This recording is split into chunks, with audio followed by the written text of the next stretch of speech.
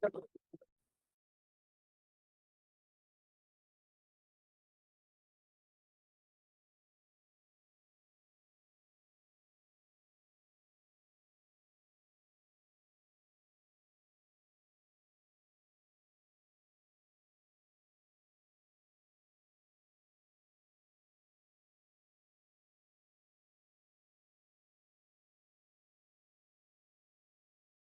আলাইকুম।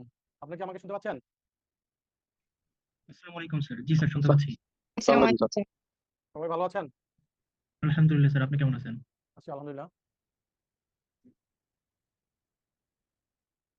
আমাদের গত ক্লাসের যে পড়াশোনা হয়েছিল সেখানে কি কারো কোনো যদি প্রবলেম থাকে বা কোনো কোশ্চেন থাকে আমরা একটু 5 মিনিট ডিসকাশন করতে পারি অন্যরা জয়েন করতে করতে।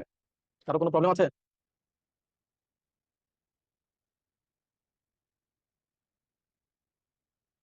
বিগত ক্লাসগুলোতে আপনাদের কারো কি কোনো প্রবলেম আছে? সবকিছু কি বুঝতে পেরেছেন না কোথাও সমস্যা আছে?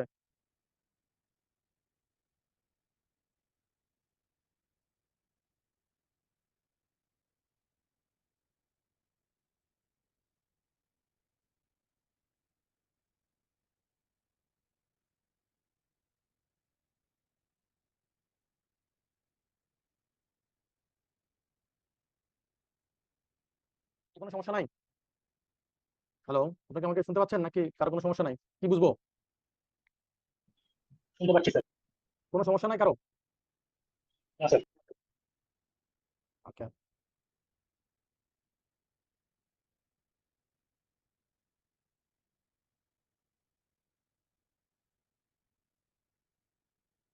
আমরা কি ক্লাস স্টার্ট করবো? জি স্যার। Okay, thank you.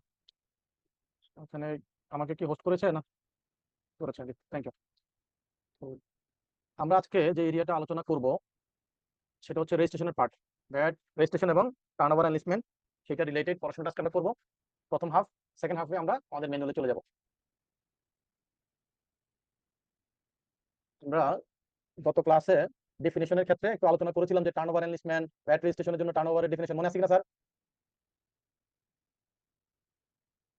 একটু রেসপন্স করেন, চুপচাপ থাকলে তো বুঝতে পারবো না। জি জি sir. Sir. Okay, thank you. একই থাকবেন, দেখবেন যে পড়াশোনার ক্লাসে শেষ হয়ে যাবে। তো আমরা সেখানে আলোচনা করেছিলাম যে টার্নওভার যদি কোনো প্রতিষ্ঠানের টার্নওভার 12 মাসে কি হয়, 50 লাখ টাকার বেশি। উপরে 3 কোটি টাকা পর্যন্ত হয়, তাহলে কি করতে হবে? টার্নওভার অ্যানালিসমেন্ট নিতে হবে, রাইট? রাইট জি স্যার। স্যার। আর যদি 3 কোটি টাকার উপরে হয় তাহলে সেক্ষেত্রে কি করতে হবে? ভ্যাট। রেজিস্ট্রেশন নিতে হবে। এখন পরীক্ষা যদি কোশ্চেন আসে যে একটা প্রতিষ্ঠানের 12 মাসের টার্নওভার হচ্ছে 48 লাখ, তাহলে তাকে কি করতে হবে?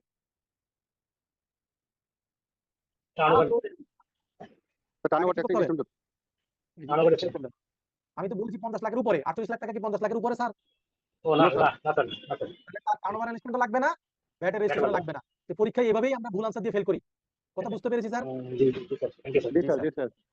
তো এই টার্নওভার ক্যালকুলেশনের জন্য টোটাল যে টার্নওভার পরীক্ষায় দেওয়া থাকবে সেখান থেকে আমাদেরকে কিছু ফিগার মাইনাস করতে বাদ দিতে হবে, রাইট?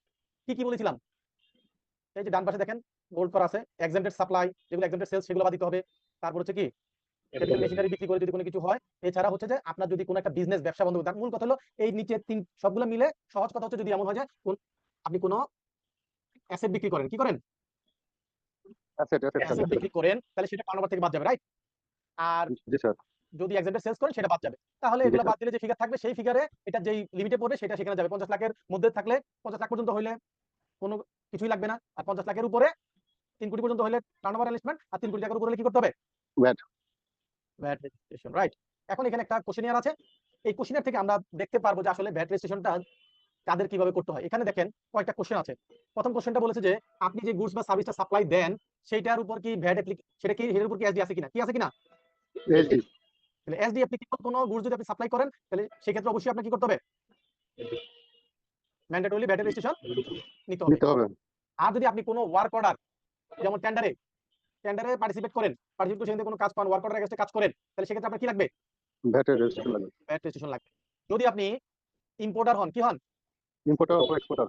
ইম্পোর্টার অথবা এক্সপোর্টার, অথবা আপনি যদি কোনো ফরেন প্রতিষ্ঠানের ব্রাঞ্চ অফিস, লিয়াজো অফিস অথবা প্রজেক্ট অফিস হন, তাহলে এইদের ক্ষেত্রে কি করতে হবে? ভ্যাট রেজিস্ট্রেশন নিতে হবে। তাহলে এগুলো হচ্ছে ম্যান্ডেটরি ভ্যাট রেজিস্ট্রেশন নিতে হবে, রাইট? তাহলে জি এই যে স্যার। এগুলো হচ্ছে ম্যান্ডেটরি ভ্যাট, এগুলো আনসার যদি ইয়েস হয়, এই যে দেখেন পাশে আবার লেখা আছে ভ্যাট এজেন্ট, কি আছে? VAT agent. VAT agent. যারা ভ্যাট লাইসেন্স পাবেন তাদেরকে অবশ্যই কি করতে হবে? ভ্যাটের রেজিস্ট্রেশন নিতে হবে। বাংলাদেশে জি, কতজন ভ্যাট এজেন্ট আছে কেউ কি বলতে পারবো স্যার? জানা নাই স্যার। বাংলাদেশে টোটাল 24 জন ভ্যাট এজেন্ট আছে। কতজন? 24। 24। তাহলে এত বড় একটা দেশে মাত্র 24 ভ্যাট এজেন্ট হলো স্যার, এটা হয় নাই। তো এই ভ্যাটের কনসালটেন্সির জন্য ভ্যাট আইনে 2 ধরনের লাইসেন্স দেয়। কয় ধরনের? 2 ধরনের। একটা হচ্ছে ভ্যাট এজেন্ট লাইসেন্স দেয়, আরেকটা হচ্ছে ভ্যাট কনসালটেন্ট লাইসেন্স, মূসক পরামর্শ, যেটা আপনারা বিভিন্ন সময় সার্কুলার দেখেন, তাই না? স্যার ভ্যাট এজেন্টটা কি স্যার আসলে? ভ্যাট এজেন্ট হচ্ছে বাংলাদেশে যদি কোনো নন রেসিডেন্ট প্রতিষ্ঠান থাকে, যাদের বাংলাদেশে কোনো অফিস নাই, ফিক্সড প্লেস নাই, ঠিক আছে, তারা যদি বাংলাদেশে ব্যবসা করতে যায়, তাহলে তাদের এই ভ্যাটের এই টোটাল ম্যানেজমেন্টটা করার জন্য বাংলাদেশে একজন ভ্যাট এজেন্ট নিয়োগ দিতে হবে, ঠিক আছে? তার মানে ভ্যাট এজেন্টরা হচ্ছে নন রেসিডেন্ট প্রতিষ্ঠানের প্রতিনিধি পক্ষ নাকি হয়ে স্যার? প্রতিনিধি হিসেবে কাজ করবে, রাইট? জি স্যার, বুঝতে আর পারছি। তাহলে যিনি ভ্যাট এজেন্ট তিনি নন রেসিডেন্ট প্রতিষ্ঠানেও পারবে, লোকাল প্রতিষ্ঠানেরও পারবে, ঠিক আছে? কিন্তু যিনি ভ্যাট কনসালটেন্ট তিনি শুধুমাত্র লোকাল প্রতিষ্ঠানে পারবে, নন রেসিডেন্ট প্রতিষ্ঠানের পারবে না। তো দুই একটা যদি নন রেসিডেন্ট প্রতিষ্ঠান আমরা একটা এক্সাম্পল দেই, যেমন গুগল, ফেসবুক, ইউটিউব, তারপর লিঙ্কডইন, ইয়াহু, এগুলো কি বাংলাদেশে কোনো অফিস আছে? না No, স্যার। sir. নাই। কিন্তু তারা কি বাংলাদেশে ব্যবসা করছে না? করছে স্যার। এই তারা কিভাবে ব্যবসা করছে? তারা তাদের একজন বাংলাদেশের ভ্যাট এজেন্ট নিয়োগ দিয়ে, তারা প্রতিনিধি নিয়োগ দিয়েছে ভ্যাট এজেন্ট হিসেবে, ভ্যাট আইন অনুযায়ী, তারপর তারা ব্যবসা করতেছে। কথা বুঝতে পেরেছি স্যার? জি স্যার, ওকে। Thank you. এই যে উপরের এই 3টা কোশ্চেন যদি ইয়েস হয়, তাহলে আপনাকে কি করতে হবে? ভ্যাট রেজিস্ট্রেশন নিতে হবে। যদি জি স্যার। নো হয়, তাহলে দেখতে হবে যে আপনার টার্নওভার 3 কোটি টাকার উপরে কিনা। 3 কোটি টাকার উপরে কোথায় চলে যাবে? VAT VAT registration registration. নিতে হবে। যদি 3 কোটি টাকার উপরে না হয়, তখন দেখতে হবে যে এটা কি 50 লাখ টাকার উপরে, 3 কোটি টাকার নিচে, 3 কোটি টাকা পর্যন্ত?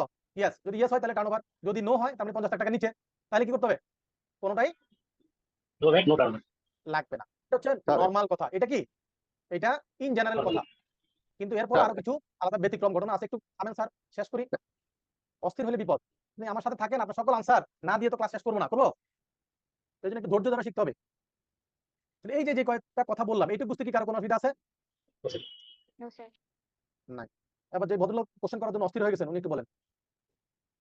স্যার দুঃখিত আসলে স্যার ইন্টারাপ্ট করলাম। সেটা হলো স্যার একটা জানার জন্য যে যদি কেউ 3 কোটি টাকার উপরে না হয়েও যদি ভ্যাট রেজিস্ট্রেশন করতে চায় সেক্ষেত্রে তো অসুবিধা আছে স্যার? এটা তো আমরা প্রথম ক্লাসে বলছি, তাহলে আপনি প্রথম ক্লাস ঠিক মতো শোনেন নাই। গত ক্লাসে বলছি যে 15% ভ্যাট, এটা সেটা, তার কারো যদি রেজিস্ট্রেশনের প্রয়োজন না হয়, সে নিতে চায়, নিতে পারবে। এটা কিন্তু গত ক্লাসে বলেছি। স্যার দুঃখিত তাহলে এটা জি, মিস করছি। জি। Thank you. আর আমি তো আমার ক্লাস শেষ করি না। আমি আপনাকে বলেছি, এখানে যতজন আছেন আমি বারবার বলছি, আমি যতটুকু পড়াবো এইটুকুর মধ্যে না বুঝলে বলবেন। আর আমার ক্লাস শেষ হওয়ার আগে আপনার যত কোশ্চেন আছে সব শেষ হয়ে যাবে। কারণ আপনি যদি আমার যেটা 5 নাম্বার স্লাইডে আছে, সেটা যদি 1 নাম্বার স্লাইডে কোশ্চেন করেন, তাহলে কি সঠিক হবে স্যার? No sir. তাহলে সজলকে যেটা করতে হবে, ধৈর্য ধারণ শিখতে হবে জীবনে। ওকে? আমি আছি 1 নাম্বার স্লাইডে, আপনি আমার 6 নাম্বার স্লাইডে কোশ্চেন করছেন। তাহলে আমি বলছি না আমার সাথে চলার জন্য? এই যে সময়টা নষ্ট করবেন 2টা মিনিট অযথা। আশা করব যে আমার সাথে থাকবেন। ঠিক আছে? জি। তাহলে এখানে আমরা দেখলাম যে কিছু আছে যে অবশ্যই রেজিস্ট্রেশন নিতে হবে, রাইট? যেগুলো অবশ্যই রেজিস্ট্রেশন নিতে হয় এই ধরনের কাজ করলে, সেগুলোকে আমরা বলি কম্পালসরি রেজিস্ট্রেশন। কি বলি? Compulsory. Compulsory registration. Mister Zulkar Rain, mute করেন।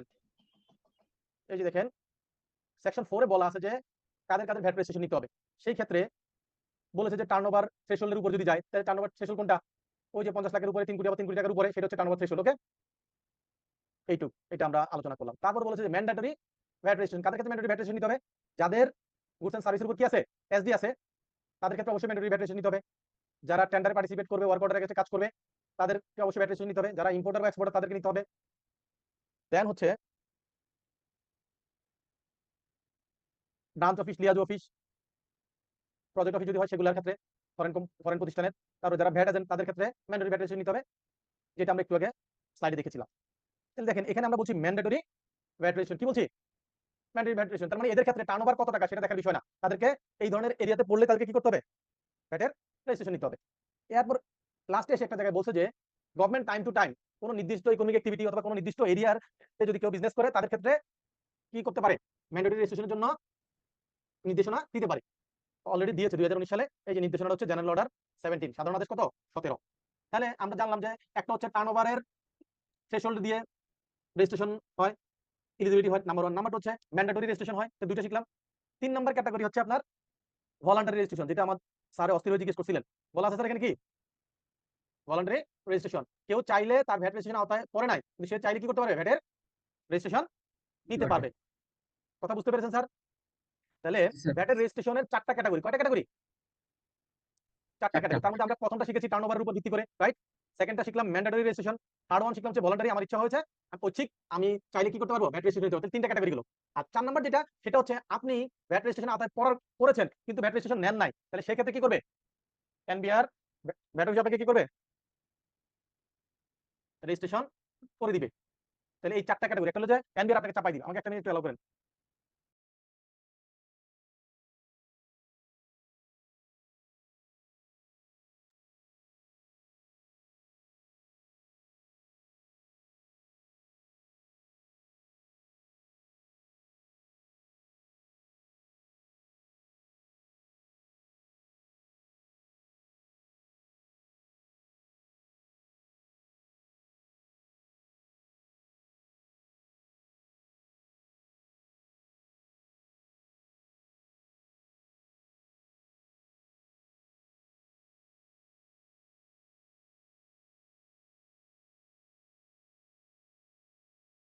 ওকে, তাহলে এই 4টা ক্যাটাগরিতে আপনার ভ্যাটের রেজিস্ট্রেশন হয়, আমরা এগুলা জানলাম। এরপর এখন বলেন তো বাংলাদেশে এমন কোনো প্রতিষ্ঠান আছে সারা দেশে বিভিন্ন জায়গায় তাদের ব্রাঞ্চ অফিস বা শোরুম এরকম আছে স্যার? দেশের বিভিন্ন জায়গায় শোরুম আছে, এরকম বিজনেস করে কেউ আছে? Sir Bata Yes, sir. Apex Bata Apex আর কারা আছে? ওয়ালটন আছে। স্যার ওয়ালটন। ইলেকট্রনিক্স গুলো আছে, রাইট? জি স্যার। ওকে, ওকে। তো তাদের দেখেন এতগুলো, তাদের যদি 200টা শোরুম থাকে, তাহলে 200টা যদি আলাদা আলাদা ভ্যাটের রেজিস্ট্রেশন নেয়, তাহলে এগুলোর কমপ্লায়েন্স করা, রিটার্ন সাবমিট করা কত জটিল প্রক্রিয়া হবে, কত সময় ব্যবহার এবং কত লোকের সাথে ইনভলভ হতে হবে, তাই না?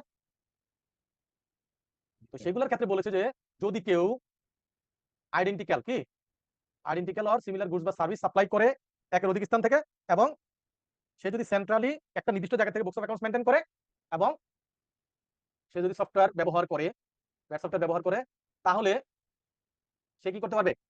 এই 200টার জন্য আলাদা আলাদা রেজিস্ট্রেশন না নিয়ে সেন্ট্রালি একটা রেজিস্ট্রেশন নিলে হবে। কথা কি বুঝতে পেরেছি স্যার? জি স্যার। ওকে।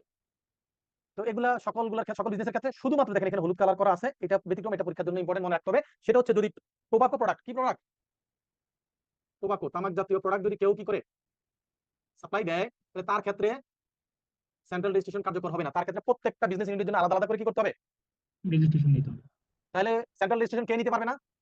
টোবাকো পরীক্ষা যদি আসে যে প্রোডাক্ট সেন্ট্রাল রেজিস্ট্রেশন কে টোবাকো নিতে পারবে না? কোম্পানিগুলো।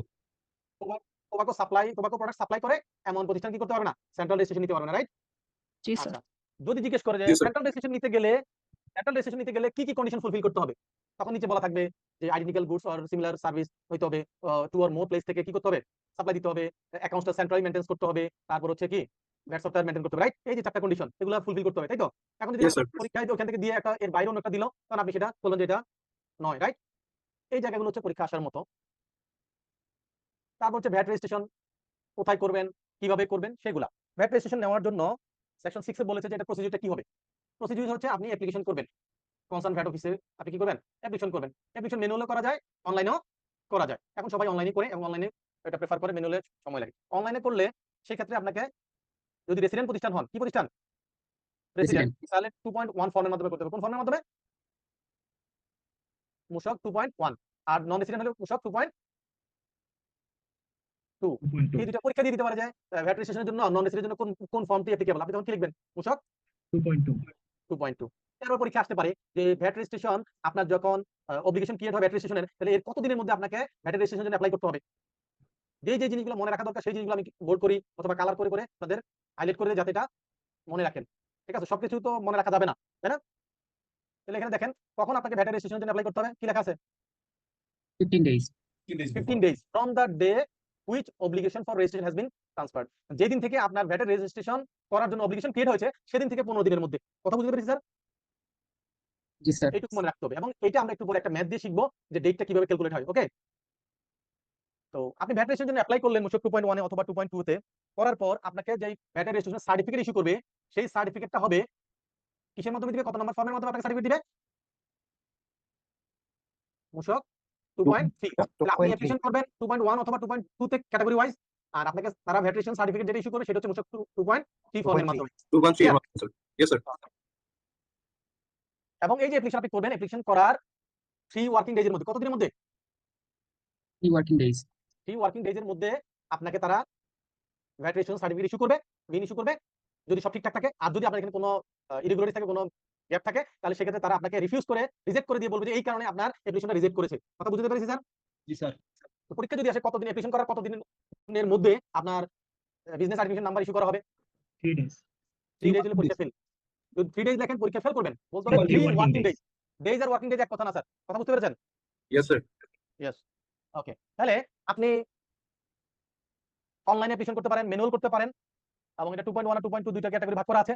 দেন এটা আপনার যেই ভ্যাট রেজিস্ট্রেশন অবলিগেশন ক্রিয়েট হবে সেটা থেকে কত দিনের মধ্যে আমাকে অ্যাপ্লাই করতে হবে স্যার? 15 days. 15 days. 15 ডেজ এর মধ্যে, রাইট।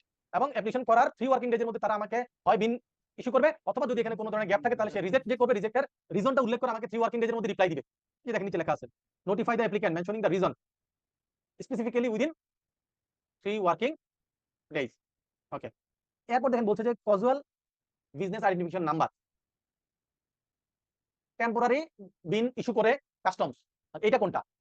এইটার জন্য কেউ অ্যাপ্লিকেশন করে না, এটার জন্য কি কেউ ভ্যাট রেজিস্ট্রেশন অ্যাপ্লাই করে না। তাহলে এটা কিভাবে হয়? একটা এক্সাম্পল দিলে আপনারা বুঝতে পারবেন। আমাদের আত্মীয়স্বজন অনেকে দেশের বাইরে থাকে, দেশের বাইরে থেকে বাংলাদেশে আসে না স্যার? যারা দেশে প্রবাসী থাকে তারা আসে না? আসার সময় জি স্যার। আসার সময় তো ভাই বোন, বাবা মা, আত্মীয়স্বজনের জন্য কি বিভিন্ন ধরনের জিনিসপত্র কিনে নিয়ে আসে না? Yes, sir. জি স্যার। এই যে আনলে যখন এয়ারপোর্ট দিয়ে আসে তখন কাস্টমস তাদের এই মালামালগুলো যাচাই করে, চেক করে, করার পর যেটুকু ডিউটি না দিয়ে আনতে পারে সেটুকু ছেড়ে দেয়, আর যেটুকু ডিউটি দিতে হয় সেটা ক্যালকুলেশন করে তার কাছ থেকে ডিউটি আদায় করে, রাইট? Yes, sir. এই যে ডিউটি আদায় করবে, ডিউটি আদায় করতে হলে তো একটা বিন নাম্বার লাগবে, নাহলে তো ডিউটি আদায় করবে কিভাবে? ব্যাটটা কিভাবে কালেক্ট করবে? পারবে স্যার? পারবে না। তখন তারা কি করে, ওই প্যাসেঞ্জারের জন্য, যে বিমানে যে প্যাসেঞ্জার আসছে সেই প্যাসেঞ্জারের জন্য কাস্টমস অথরিটি ওখানে যে আপনার কাছে ডিউটি কালেক্ট করছে কাস্টম অফিসার, সে অনলাইনে একটা আপনার জন্য একটা ক্যাজুয়াল বিন ক্রিয়েট করে, টেম্পোরারি একটা বিন ক্রিয়েট করে আপনার কাছ থেকে ডিউটি কালেক্ট করে, রাইট? আপনি 13 পান না যে সে একটা বিন ক্রিয়েট করেছে, কারণ এটা আমার জানার বিষয় না। তাদের ফর্মালিটির জন্য তারা এটা করে আপনার কাছ থেকে ডিউটিটা কালেক্ট করে গভর্নমেন্ট করে চলে যায়, রাইট? পরবর্তীতে পরে আবার তাদের সিস্টেম যখন তারা বিভিন্ন সময় আপডেট করে তখন ওই ক্যাজুয়াল বিনগুলো পরে কি করে দেয়? ডিলিট করে ফেলে দেয়। কথা বুঝতে পারছি? তাহলে ক্যাজুয়াল বিনটা কখন ইউজ হয় স্যার? Yes, sir. তাহলে এটা বুঝতে কার কোনো অসুবিধা নাই তো স্যার? না, স্যার। কারো কোনো অসুবিধা নাই। ওকে, এখন আমরা যেটা করব সেটা হচ্ছে, এই যে এখানে একটা কোশ্চেন আছে, কোশ্চেনটা সবাই একটু দেখবো, কোশ্চেনটা একটু পড়বো। উপরে দেখেন কি লিখছে, calculation of time for application of registration. আমি বলছিলাম না যে আমরা আমাদের যে ভ্যাট রেজিস্ট্রেশন নেওয়ার জন্য যেদিন অব্লিগেশন ক্রিয়েট হবে সেদিন থেকে 15 দিনের মধ্যে আমাদের কি করতে হবে? অ্যাপ্লাই করতে হবে, রাইট? পরীক্ষায় এরকম স্ট্রেট কোশ্চেন নাও আসতে পারে, স্ট্রেট এরকম কোনো দিন এটা কোশ্চেন নাও আসতে পারে। পরীক্ষায় এরকম একটা সিনারি দিল, দিয়ে বললো যে তার এটা তাহলে ভ্যাট রেজিস্ট্রেশনের জন্য ডেট কত তারিখের মধ্যে রেজিস্ট্রেশন নিতে হবে। তাহলে এই জিনিসটা আপনাকে পড়াশোনা করে সেখানে 50 ডেজ হিসাব করে আপনাকে কি করতে হবে? আচ্ছা, এখন দেখেন এখানে কি বলেছে, অন জানুয়ারি 2024 সালের জায়গায় আমি এখানে 25 সাল দিলাম, কোনো অসুবিধা নাই। ওকে, একটু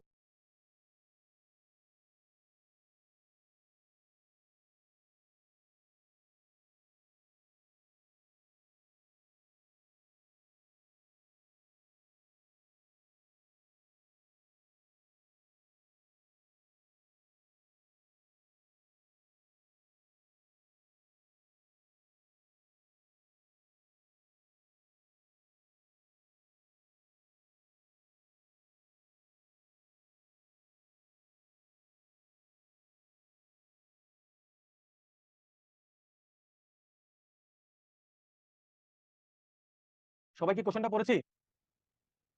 জি, পড়ছি, স্যার। ওকে, একটু বুঝে পড়লে পরীক্ষায় পাস করে গেলে কোনো ব্যাপার না, সিলেবাস যত বড়ই হোক। ওকে, আমরা সেই টেকনিকে শিখবো কিভাবে আমরা গোছায় পড়লে অল্প সময়ে অনেক সিলেবাস শেষ করতে পারি, তাই না? Okay, sir. দেখেন এখানে বলেছে যে একটা কোম্পানি, এবিসি কোম্পানি, সে জানুয়ারি 2025 সালের জানুয়ারির 5 তারিখে এসে, মাস শেষে যখন ডিসেম্বর শেষ হলো, জানুয়ারি 5 তারিখে সে হিসাব করে দেখলো বিগত পিছনের যেই 12 মাস, মানে 24 সালের জানুয়ারি থেকে ডিসেম্বর, এই 12 মাসে তার টার্নওভার কত হয়েছে স্যার? সে দেখলো 3.5 crore. তাহলে আমাদের 3 কোটি টাকার উপরে আছে ইনিশিয়াল ফিগার, রাইট? জি, স্যার। ওকে, এরপর বলেছে যখন এটা নভেম্বর ছিল, তাহলে ডিসেম্বর যদি 12 মাস হয় তাহলে নভেম্বরে কত মাস হবে স্যার? 11 মাস নাকি? জি, স্যার। 11 মাস। জি, স্যার। তাহলে 11 মাস পর্যন্ত তার টার্নওভার ছিল 2,70,00,000। তখন কি তার টার্নওভার 3 কোটির উপরে গেছিল? জি, না, স্যার। না স্যার। যায় নাই। তাহলে তখন কি তার ভ্যাট রেজিস্ট্রেশন চিন্তা করার দরকার ছিল? জি, না, স্যার। জি না। এখন যখন 3 কোটি টাকার উপরে চলে গেছে, এখন তার চিন্তা আসছে যে এটা আমার ভ্যাট রেজিস্ট্রেশন নেওয়া লাগবে কিনা, রাইট? জি, স্যার। ওকে, এখন তার কোম্পানি ম্যানেজমেন্ট, আপনি ওই কোম্পানির সিএফও, আপনাকে জিজ্ঞেস করছে যে এই যে আমাদের টার্নওভার এখন 3,50,00,000 হলো, এখন আমাদের কি ভ্যাট রেজিস্ট্রেশন নেওয়া লাগবে কিনা? তাহলে তুমি যেহেতু সিএ প্রফেশনাল, তাহলে আমাদেরকে অ্যাডভাইস করো যে আমাদের কি করতে হবে। তাহলে আপনি কি করবেন? লাগবে, স্যার। 3.5 কোটি টাকা দেখেই বলে দিবেন যে লাগবে? না, স্যার। আপনি আগে দেখবেন যে 3.5 কোটি টাকার মধ্যে ওই যে ক্যাপিটাল মেশিনারি অথবা এক্সেমপ্টেড সেলস আছে কিনা, রাইট? এখন যদি Yes, সে sir. বলে যে তার এই 3,50,00,000 এর মধ্যে 60 লাখ টাকা হচ্ছে ক্যাপিটাল মেশিনারি বিক্রির টাকা, তাহলে কত হয়? 50 থেকে 60 টাকা কত? 2,90,00,000। তাহলে কি ভ্যাট রেজিস্ট্রেশন নেওয়া লাগে? না, স্যার। না স্যার। তাহলে একজন প্রফেশনাল মুখস্থ আনসার দিবে না, রাইট? Yes, sir. জি, স্যার। ওকে, তাহলে সে তখন জিজ্ঞেস করবে যে আপনার টার্নওভার যে 3,50,00,000 কিভাবে তার কাছ থেকে জানবে? সে তো জানবে না যে ক্যাপিটাল মেশিনারিটা আলাদা করে বলতে হবে, সে তো জানবে না যে আপনার এক্সেমপ্টেড সেলসটা আলাদা করতে হবে, রাইট? আপনি তাকে জিজ্ঞেস করবেন যে আপনার যে 3,50,00,000 টার্নওভার, এটার ভিতরে কি কোনো অ্যাসেট বিক্রির টাকা আছে কিনা? এটার ভিতর কি এক্সাম্পটেড সেলসের টাকা আছে কিনা জিজ্ঞেস করবে, তারপর সে সিদ্ধান্ত নিতে পারবে যে ভ্যাটের রেজিস্ট্রেশন নিতে হবে কিনা। কথা বুঝতে পারছি কিনা স্যার? Yes, sir. জি আচ্ছা, স্যার। তো এখন যদি 40 লাখ টাকা হয় ক্যাপিটাল মেশিনের বিক্রির টাকা, তাহলে 3 কোটি 50 থেকে 40 বাদ দিলে থাকে কত স্যার? 3,10,00,000 Sir, 3 কোটি 10 লাখ। ওকে, তাহলে এটা কি তার ভ্যাট রেজিস্ট্রেশন হাতে পড়েছে না পড়ে নাই? পড়েছে স্যার। পড়েছে। তাহলে পরীক্ষায় যতভাবে কোশ্চেন দেখে আমরা পরীক্ষা আনসার করতে পারবো। Yes, sir. তাহলে এটা জানলাম যে অ্যাপ্লিকেশন করতে হবে কিনা একটু বুঝে গেলাম, তার মানে তার অব্লিগেশন ক্লিয়ার হয়েছে, রাইট? Yes, sir. তার অব্লিগেশনটা কখন ক্লিয়ার হয়েছে কে বলতে পারবেন? দেখি বুদ্ধিমান লোক কে আছেন। ডিসেম্বর 31 রাইট, তার 12 মাস শেষ হয়েছে ডিসেম্বর 31 তারিখে, রাইট? ডিসেম্বর 31 তারিখে হচ্ছে গিয়ে তার ওই লিমিট ক্রস করেছে, তার মানে ডিসেম্বর 31 তারিখে হচ্ছে তার ভ্যাটের রেজিস্ট্রেশনের জন্য সে কি হয়েছে? অব্লিগেশন হাতে পড়েছে, রাইট? তাহলে তার পরবর্তী 15 দিন কখন হয় দেখেন তো? 31 ডিসেম্বর পরে 15 দিন হিসাব করেন। জানুয়ারি জানুয়ারি। 15 তাহলে পরীক্ষা আনসার কি করবেন? কত তারিখের মধ্যে তাকে অ্যাপ্লিকেশন করতে হবে? জানুয়ারি 15 জানুয়ারি 15 তারিখের মধ্যে। তাহলে সবাই বুঝতে পেরেছি না পারি নাই? জি স্যার, বুঝেছি। Clear? Clear, sir. Clear sir, okay. সাথে থাকলেই হবে, বেশি বুঝা লাগবে না। দেখবেন যে পরীক্ষার পড়া এখানেই শেষ হয়ে যাবে। কি হয়ে যাবে? পরীক্ষার পড়া এখানে শেষ হয়ে যাবে। এখন আরেকটা এক্সাম্পল আপনার জন্য, ঠিক আছে? সেই এক্সাম্পলটাতে আমরা যেটা করব সেটা আবার একটা ব্যতিক্রম এক্সাম্পল। কি? ওকে, তাহলে কোশ্চেনটা আগের মতো সেম, জাস্ট টার্নওভার ভিন্ন। কি? জাস্ট টার্নওভার ভিন্ন। এখানে টার্নওভার কত? 4.5 crore. 4.54। গ্রেট। তাহলে এটা তো 3 কোটি টাকার উপরে, বুঝলাম, ভালো কথা। এখন আমাকে দেখতে হবে যে এটার মধ্যে ওই যে এক্সাম্পটেড সেলস আর অ্যাসেট বিক্রি করার টাকা আছে কিনা, রাইট? তাহলে এখানে কোশ্চেনে বলেছে যে এটার মধ্যে 1.3 crore আছে কি অ্যাসেট বিক্রির টাকা। তাহলে 4.5 কোটি টাকা থেকে 1 কোটি 30 চলে গেলে থাকবে কত? 3 কোটি 20। 3.2. 3.2, 3 কোটি 20 থাকবে। জি। যেমন বলছে যে 50 লাখ টাকার আছে কি এক্সাম্পটেড সেল, তার থেকে আরো 0.5 বাদ দিলে থাকবে কত? 2.7. 2.7। তো 2.7 টা কোন ক্যাটাগরিতে পড়ে বলেন স্যার? 4% registration. Turnover enlistment. এটা পড়ে কি? Turnover enlistment. Turnover, এইটুকু আমরা বুঝতে পেরেছি, রাইট? এইটুকু আমরা বুঝতে পেরেছি। তাহলে অর্ধেক আনসার আমাদের হয়েছে। এখন বাকি সেকেন্ড আনসার আপনার কোশ্চেন হচ্ছে যে তাহলে যদি হয় তাহলে তার অব্লিগেশন ডেট কখন হয়েছে? ডিসেম্বরের 31 তারিখে, রাইট? তাহলে ডিসেম্বর 31 তারিখে যদি হয় তাহলে তার এই টার্নওভার এনলিস্টমেন্টের জন্য অ্যাপ্লাই কখন করতে হবে? অ্যাপ্লিকেশন কখন করতে হবে? কে বলতে পারবেন? একটু আগে তো একটা ম্যাথ করলাম, সেম তো। সেমই তো হবে স্যার। জানুয়ারি ডিসেম্বর আর 15 জানুয়ারি। 15 জানুয়ারি। কিন্তু আনসারটা যদি সেম হইতো, স্যার কি এত বোকা যে আরেকটা কোশ্চেন দিত? স্যার, স্যারটা তো বোকা না। জি স্যার, এটাই ভাবতেছি স্যার। এটাই ভাবতেছেন। দেখেন এখানে বলছে যে যখন টার্নওভার হয়, দেখেন প্রথম দিন যে আমরা আহ, কি বলে ট্যাক্স পিরিয়ড শিখেছিলাম না স্যার, ডেফিনিশন মনে আছে? ট্যাক্স পিরিয়ড, টার্নওভার হইলে কোয়ার্টার, ভ্যাট হইলে কি, ভ্যাট রেজিস্ট্রেশন হইলে কি পার মান্থ। ক্লিয়ার মনে আছে? জি স্যার। হ্যাঁ, তাহলে টার্নওভার ক্ষেত্রে হচ্ছে কোয়ার্টার। তাহলে ডিসেম্বরে কোয়ার্টার শেষ হয়েছে, তো যখন কোয়ার্টার শেষ হবে এই কোয়ার্টার শেষ হওয়ার পরবর্তী কি 15 দিনের মধ্যে। 30 days. তার পরবর্তী 30 ডেজের মধ্যে, তার মানে টার্নওভার যদি হয় তাহলে সেক্ষেত্রে কখন করতে হবে? স্যার জানুয়ারির 13 জানুয়ারি স্যার। জানুয়ারি 30 তারিখ। তাহলে ভ্যাট রেজিস্ট্রেশনের ক্ষেত্রে হচ্ছে 15 ডেজ অবলিগেশন ডেট থেকে, কিন্তু টার্নওভার অ্যালিজমেন্টের ক্ষেত্রে বলেছে যে সেটা হচ্ছে কোয়ার্টার শেষ হওয়ার, শব্দটা মনে রাখবেন, কোয়ার্টার শেষ হওয়ার পরবর্তী 30 দিনের মধ্যে। কোয়ার্টার শেষ হওয়ার পরবর্তী 30 দিনের মধ্যে। তাহলে ডিসেম্বরে কোয়ার্টার শেষ হচ্ছে, তাহলে সেখানে 30 দিন হিসাব করলে কত হয়? 30 জানুয়ারি, রাইট? জি স্যার। ওকে, এখন আরেকটা এখানেই আরেকটা কোশ্চেন করি আপনাকে একটু বিপদে ফেলানোর জন্য। তার জানুয়ারির 31 তারিখে সে দেখলো যে এই 2.7 ক্রোর হয়েছে, তাহলে এখন তার অ্যাপ্লিকেশন কবে করতে হবে বলেন? স্যার এপ্রিলের 30 তারিখের মধ্যে। তাহলে জানুয়ারির 31 তারিখে যদি হয় তাহলে এই জানুয়ারিটা যে কোয়ার্টারে পড়েছে সেই কোয়ার্টারটা শেষ হবে কবে? মার্চে। মার্চে। মার্চে কোয়ার্টার শেষ হওয়ার পরবর্তী 30 দিন, তার মানে এপ্রিলের 30 তারিখ। জি স্যার। কিভাবে ম্যাথটা করতে হবে বুঝতে পেরেছি স্যার? জি স্যার। ওকে, তাহলে অনেকে কি করবে 31 জানুয়ারি দেখছে তার সাথে 30 দিন যোগ করে দিবে, তাহলে আনসার সঠিক হবে না ভুল হবে? ভুল হবে। টার্নওভার দেখলে আমাকে দেখতে হবে যে কোয়ার্টার কবে শেষ হয়েছে, যেখানে কোয়ার্টার শেষ হবে তার সাথে 30 দিন, রাইট? স্যার সেম জায়গায় এখন যদি টার্নওভার ইনভেস্টমেন্টের জায়গায় ভ্যাট রেজিস্ট্রেশন হতো তাহলে আমরা ফেব্রুয়ারি 15 ডেজ ধরতাম, যদি জানুয়ারি Right. 31 তারিখে শেষ হতো। জি জি জি, রাইট। সবাই কি বুঝতে পেরেছি স্যার? এই যে দেখেন ভলান্টারি রেজিস্ট্রেশন বলছে যে কেউ চাইলে ভলান্টারি রেজিস্ট্রেশন নিতে পারবে, যার রেজিস্ট্রেশনের প্রয়োজন নাই সে চাইলে কি করতে পারবে? রেজিস্ট্রেশন, ভ্যাট রেজিস্ট্রেশন নিতে পারবে। এখন কথা হলো যদি নেন সেক্ষেত্রে একটা কন্ডিশন আছে, নেওয়ার পরে আপনি আবার নিলেন মনে করেন জানুয়ারিতে, মার্চ মাসে এসে মনে হলো যে না আমার এটা রেজিস্ট্রেশন রাখবো না, ক্যান্সেল করে দিব, হবে না। আপনাকে কমপক্ষে 1 বছর অপেক্ষা করতে হবে। কতদিন অপেক্ষা করতে হবে? 1 বছর। তাহলে কেউ যদি ভলান্টারি ভ্যাট রেজিস্ট্রেশন নেয় তাকে তার এই ভ্যাট রেজিস্ট্রেশনটা ক্যান্সেল করতে গেলে কমপক্ষে 1 বছর অপেক্ষা করতে হবে। কতদিন? 1 বছর। তাহলে 1 বছরের আগে সে ভলান্টারি রেজিস্ট্রেশন করলে 1 বছরের আগে ভ্যাট রেজিস্ট্রেশন ক্যান্সেল করার জন্য অ্যাপ্লাই করতে পারবে না। কথা বুঝতে পেরেছি? জি স্যার। ওকে, তারপর পরীক্ষা আসতে পারে যে কারো যদি ভ্যাট রেজিস্ট্রেশনের জন্য কেউ যদি ভ্যাট রেজিস্ট্রেশন করে তাহলে তার ট্যাক্স লাইবিলিটি কখন শুরু হবে? ট্যাক্সটা তাকে কখন পেমেন্ট করতে হবে? মনে করেন জানুয়ারিতে আপনি ভ্যাট রেজিস্ট্রেশন নিয়েছেন, রাইট? মানে জানুয়ারি 10 তারিখে আপনি অ্যাপ্লাই করেছেন, 15 তারিখের মধ্যে করার কথা, আপনি জানুয়ারির 10 তারিখে অ্যাপ্লাই করেছেন, তাহলে আপনাকে ভ্যাটটা কখন পেমেন্ট করতে হবে? বলেছে যে ভ্যাটটা আপনাকে পে করতে হবে এই যে যেই মাসে আপনি অ্যাপ্লাই করলেন, ভ্যাট রেজিস্ট্রেশন আওতায় পড়লেন, তার পরবর্তী মাসের প্রথম দিন থেকে। তার মানে জানুয়ারিতে যদি আপনি ভ্যাট রেজিস্ট্রেশন হয়, ফেব্রুয়ারি 1 তারিখ থেকে আপনি ভ্যাটের পেমেন্ট করবেন। কেন পেমেন্ট করবেন? কারণ জানুয়ারি মাসে যা সেলস করছেন, যা আপনার লাইব্রেরি আসছে সেটা হিসাব করে ফেব্রুয়ারি মাসে রিটার্ন সাবমিট করার আগে পেমেন্ট করতে হবে। সেজন্য যেই পিরিয়ডে আপনি কি করেছেন, ভ্যাট রেজিস্ট্রেশন করেছেন, সেই পিরিয়ডের পরবর্তী পিরিয়ডের কি প্রথম দিন থেকে, তার মানে জানুয়ারিতে ভ্যাট রেজিস্ট্রেশন হলে ফেব্রুয়ারির 1 তারিখ থেকে আপনাকে ভ্যাট পেমেন্ট করতে হবে। কথা কি বুঝতে পেরেছি স্যার? জি স্যার। আচ্ছা, তাহলে আমরা 2.1 2.1 এর মাধ্যমে 2 এর মাধ্যমে অ্যাপ্লিকেশন করব ভ্যাট রেজিস্ট্রেশনের জন্য। 2.3 এর মাধ্যমে আমরা কি করব, লাইসেন্স রেজিস্ট্রেশন সার্টিফিকেট পাবো। আর 2.4 এর মাধ্যমে অ্যাপ্লাই করব ভ্যাট রেজিস্ট্রেশন ক্যান্সেল করার জন্য। কিসে করার জন্য? ভ্যাট রেজিস্ট্রেশন ক্যান্সেল করার জন্য। ওকে, তো ক্যান্সেল করতে গেলে সেক্ষেত্রে বলেছে যে কখন ক্যান্সেল করার জন্য আপনি অ্যাপ্লাই করতে পারবেন। যদি এমন হয় যে আপনি লাইসেন্স নেওয়ার পরে আর ব্যবসাটা চালু করতে পারেন নাই, বিজনেস অপারেশনই শুরু করতে পারেন নাই, রাইট, বা বিজনেস অপারেশন ক্লোজ করে দিয়েছেন, অথবা আপনি যেসব সাপ্লাইটা দিতেন আগে ট্যাক্সেবল সাপ্লাই ছিল, ভ্যাটের আওতায় পড়ছিল, এখন আইনে পরিবর্তন আসার কারণে আপনার ওই সাপ্লাইটা ভ্যাটের আওতায় নাই, ভ্যাট এক্সাম্পটেড হয়ে গেছে। যদি ভ্যাট এক্সাম্পটেড সাপ্লাই আপনার হয়ে যায়, তখন কি ভ্যাট রেজিস্ট্রেশন আপনার দরকার আছে স্যার? না যদি স্যার। আপনার নাই, তাহলে একটা হলো যে আমি যে বিজনেসটা করতাম সেটা স্টাডি করতে পারি নাই, যেটার জন্য আমি রেজিস্ট্রেশন নিয়েছিলাম। আর হচ্ছে স্টার্ট করেছিলাম কিন্তু বিজনেসটা ক্লোজ করে দিতে হয়েছে। নাম্বার 3 হলো আমি যে সাপ্লাইটা করতাম সেটা আগে ভ্যাটের আওতায় ছিল, এখন এটা ভ্যাটের আওতায় পড়ছে না বলে আমাকে আর ভ্যাট রেজিস্ট্রেশন কন্টিনিউ না করলেও চলবে। অথবা আমি আগে রেজিস্ট্রেশন নিয়েছিলাম, আমার 3 কোটি টাকার উপরে টার্নওভার ছিল, এখন ওই সেই টার্নওভারটা 3 কোটি টাকার নিচে চলে আসছে। এটা পরপর কত বছর? 2 বছর। যদি আমাদের টার্নওভারের বেসিসে দেখা যায় যে আমি এটা 3 কোটি টাকার উপরে টার্নওভার থাকার কারণে আমি ভ্যাট রেজিস্ট্রেশন নিয়েছিলাম, কিন্তু নেওয়ার পরবর্তী 2 বছর, টানা 2 বছর দেখলাম যে আমার টার্নওভার ওই 3 কোটি টাকার নিচে আসতেছে, তাহলে কি তখন আমি অ্যাপ্লাই করতে পারবো কিসের জন্য? এই ভ্যাট রেজিস্ট্রেশন ক্যান্সেল করার জন্য। আর এটা রেজিস্ট্রেশন ক্যান্সেল হলে তখন কিসের আওতায় চলে যাব বলেন তো? স্যার যদি 3 কোটি টার্নওভার টাকা টার্নওভার আছে, তাহলে আমাকে ভ্যাট রেজিস্ট্রেশনের জন্য ক্যান্সেলেশন অ্যাপ্লাই করতে হবে এবং টার্নওভার অ্যানালিসিসের জন্য অ্যাপ্লিকেশন করতে হবে। তাহলে ভ্যাটটা ক্যান্সেল করতে হবে, টার্নওভারের জন্য কি করতে হবে? অ্যাপ্লাই করতে অ্যাপ্লিকেশন হবে। করতে হবে। কথা বুঝতে পারছি না পারি নাই? জি স্যার।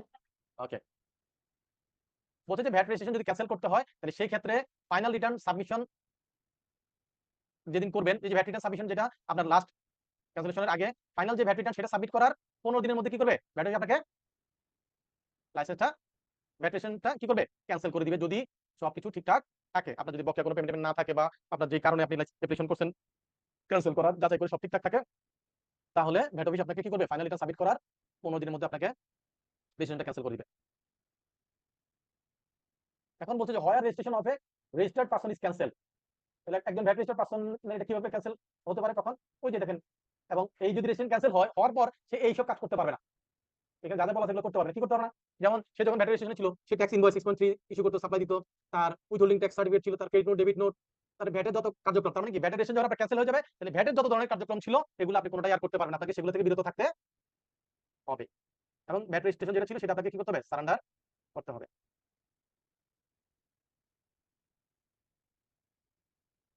তাহলে আপনি যখন ভ্যাট রেজিস্ট্রেশন ক্যান্সেল করার জন্য অ্যাপ্লাই করবেন, তারা এটা যাচাই করবে, করে যেই কারণে আপনি অ্যাপ্লাই করেছেন সেটা যদি রিজনটা ঠিক থাকে, তাহলে তারা প্রথমে আপনাকে কি করবে, ভ্যাট রেজিস্ট্রেশনটা টেম্পোরারি সাসপেন্ড করবে।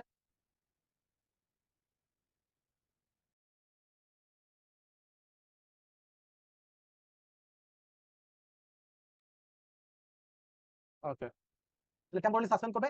এরপর তারা দেখবে যে আপনি ফাইনাল রিটার্ন সাবমিট করার পর যদি সব ওকে থাকে, তখন তারা পার্মানেন্টলি কি করবে, তার ভ্যাট রেজিস্ট্রেশনটা ক্যান্সেল করবে। তাহলে প্রথমে তারা টেম্পোরারি এটাকে কি করবে, সাসপেন্ড করবে, পরবর্তীতে যাচাই করে সেগুলা ক্যান্সেল করবে।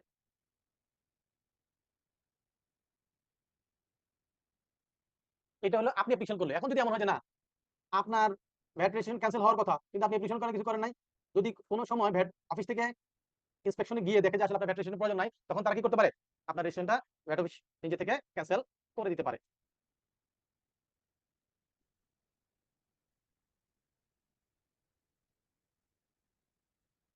এই যে দেখেন, আমরা বলছিলাম না যে টার্নওভার অ্যানালিসিসের জন্য কত দিনের মধ্যে অ্যাপ্লাই করতে হবে স্যার? 30 days।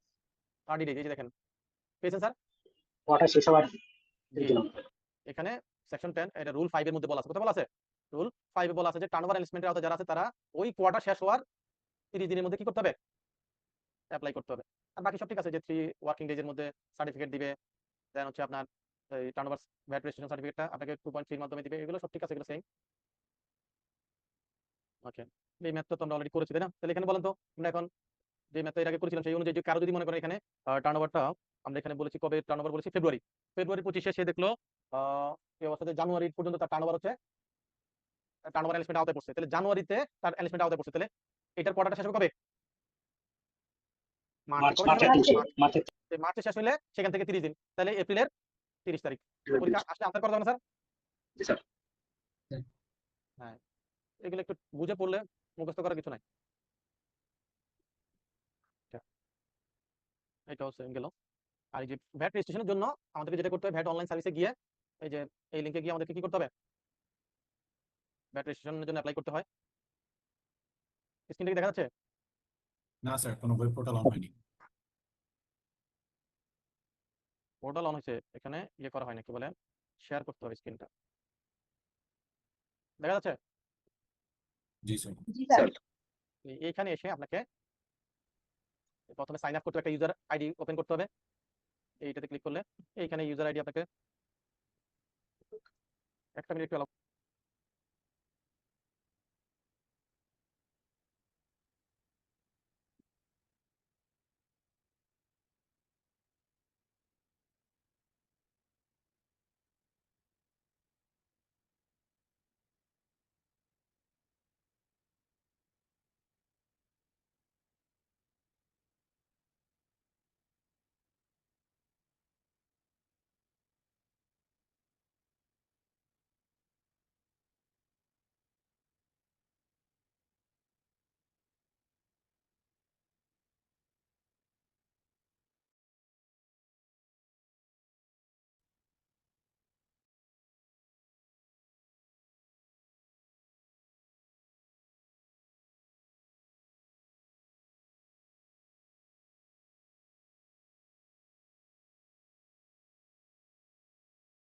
এখানে দেখেন স্ক্রিনে এই অনলাইন পোর্টালটা ইউজ করার জন্য আপনার একটা ইউজার আইডি লাগবে।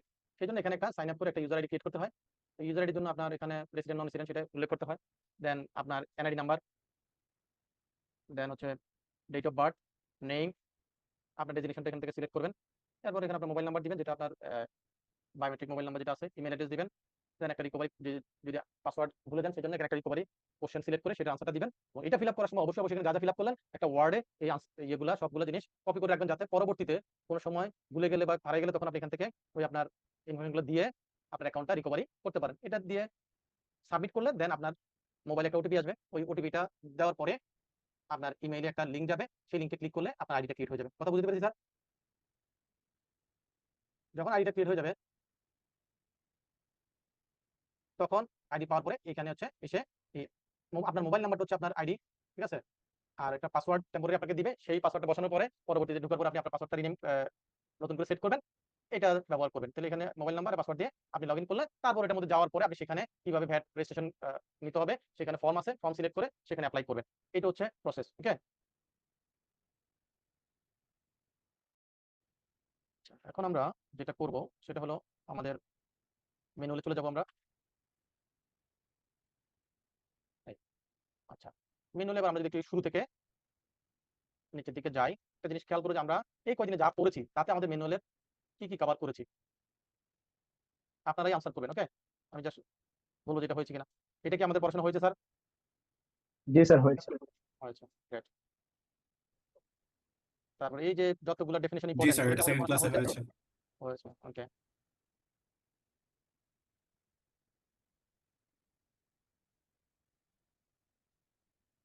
দেন ভ্যাট রেজিস্ট্রেশন কি হয়েছে? জি স্যার। এই যে জেনারেল অর্ডার 17, এটা একটু আমি আজকে দেখাই দিব, একটু পরিচয় করাই দিব। এখানে আপনাদের এখানে বলছে যে এই যে এফ নাম্বার যেটা আজকে আমরা একটু আগে দেখলাম, সেখানে বলা ছিল যে স্পেসিফিক এরিয়া বা স্পেসিফিক ইকোনমিক অ্যাক্টিভিটির উপর গভর্নমেন্ট চাইলে কি করতে পারে, থ্রেশহোল্ড ছাড়া সরাসরি ওইটার উপর ম্যান্ডেটরি ভ্যাট রেজিস্ট্রেশনের কথা বলে দিতে পারবে। সেটা তারা ওই ক্ষমতা বলে তারা সাধারণ আদেশ 17-এর মাধ্যমে একটা গাইডলাইন দিয়েছিল। সেখানে এইটার মূল যেই থিমটা সেটা হচ্ছে টার্ন ওভার ইরেসপেক্টিভ, মানে টার্ন ওভার যাই হোক না কেন, ওই সাধারণ আদেশে যেসব গুডস সার্ভিস অথবা যেসব এরিয়াতে বিজনেসের কথা বলেছে তাদের ক্ষেত্রে অবশ্যই কি করতে হবে, ভ্যাটের রেজিস্ট্রেশন নিতে হবে। তাহলে জেনারেল অর্ডার 17 কি আছে, সেখানে বলা আছে যে টার্ন ওভার যাই হোক না কেন ওইখানে যেসব গুডস বা সার্ভিস বা যেসব এরিয়াতে বিজনেসের কথা বলা হয়েছে তাদের ক্ষেত্রে অবশ্যই অবশ্যই কি করতে হবে, ভ্যাটের রেজিস্ট্রেশন নিতে হবে। সেখানে গিয়ে তিনটে, এই দেখেন টেবিল আছে, তিনটে সামাইট এখানে দিয়েছে ওই সাধারণ আদেশের।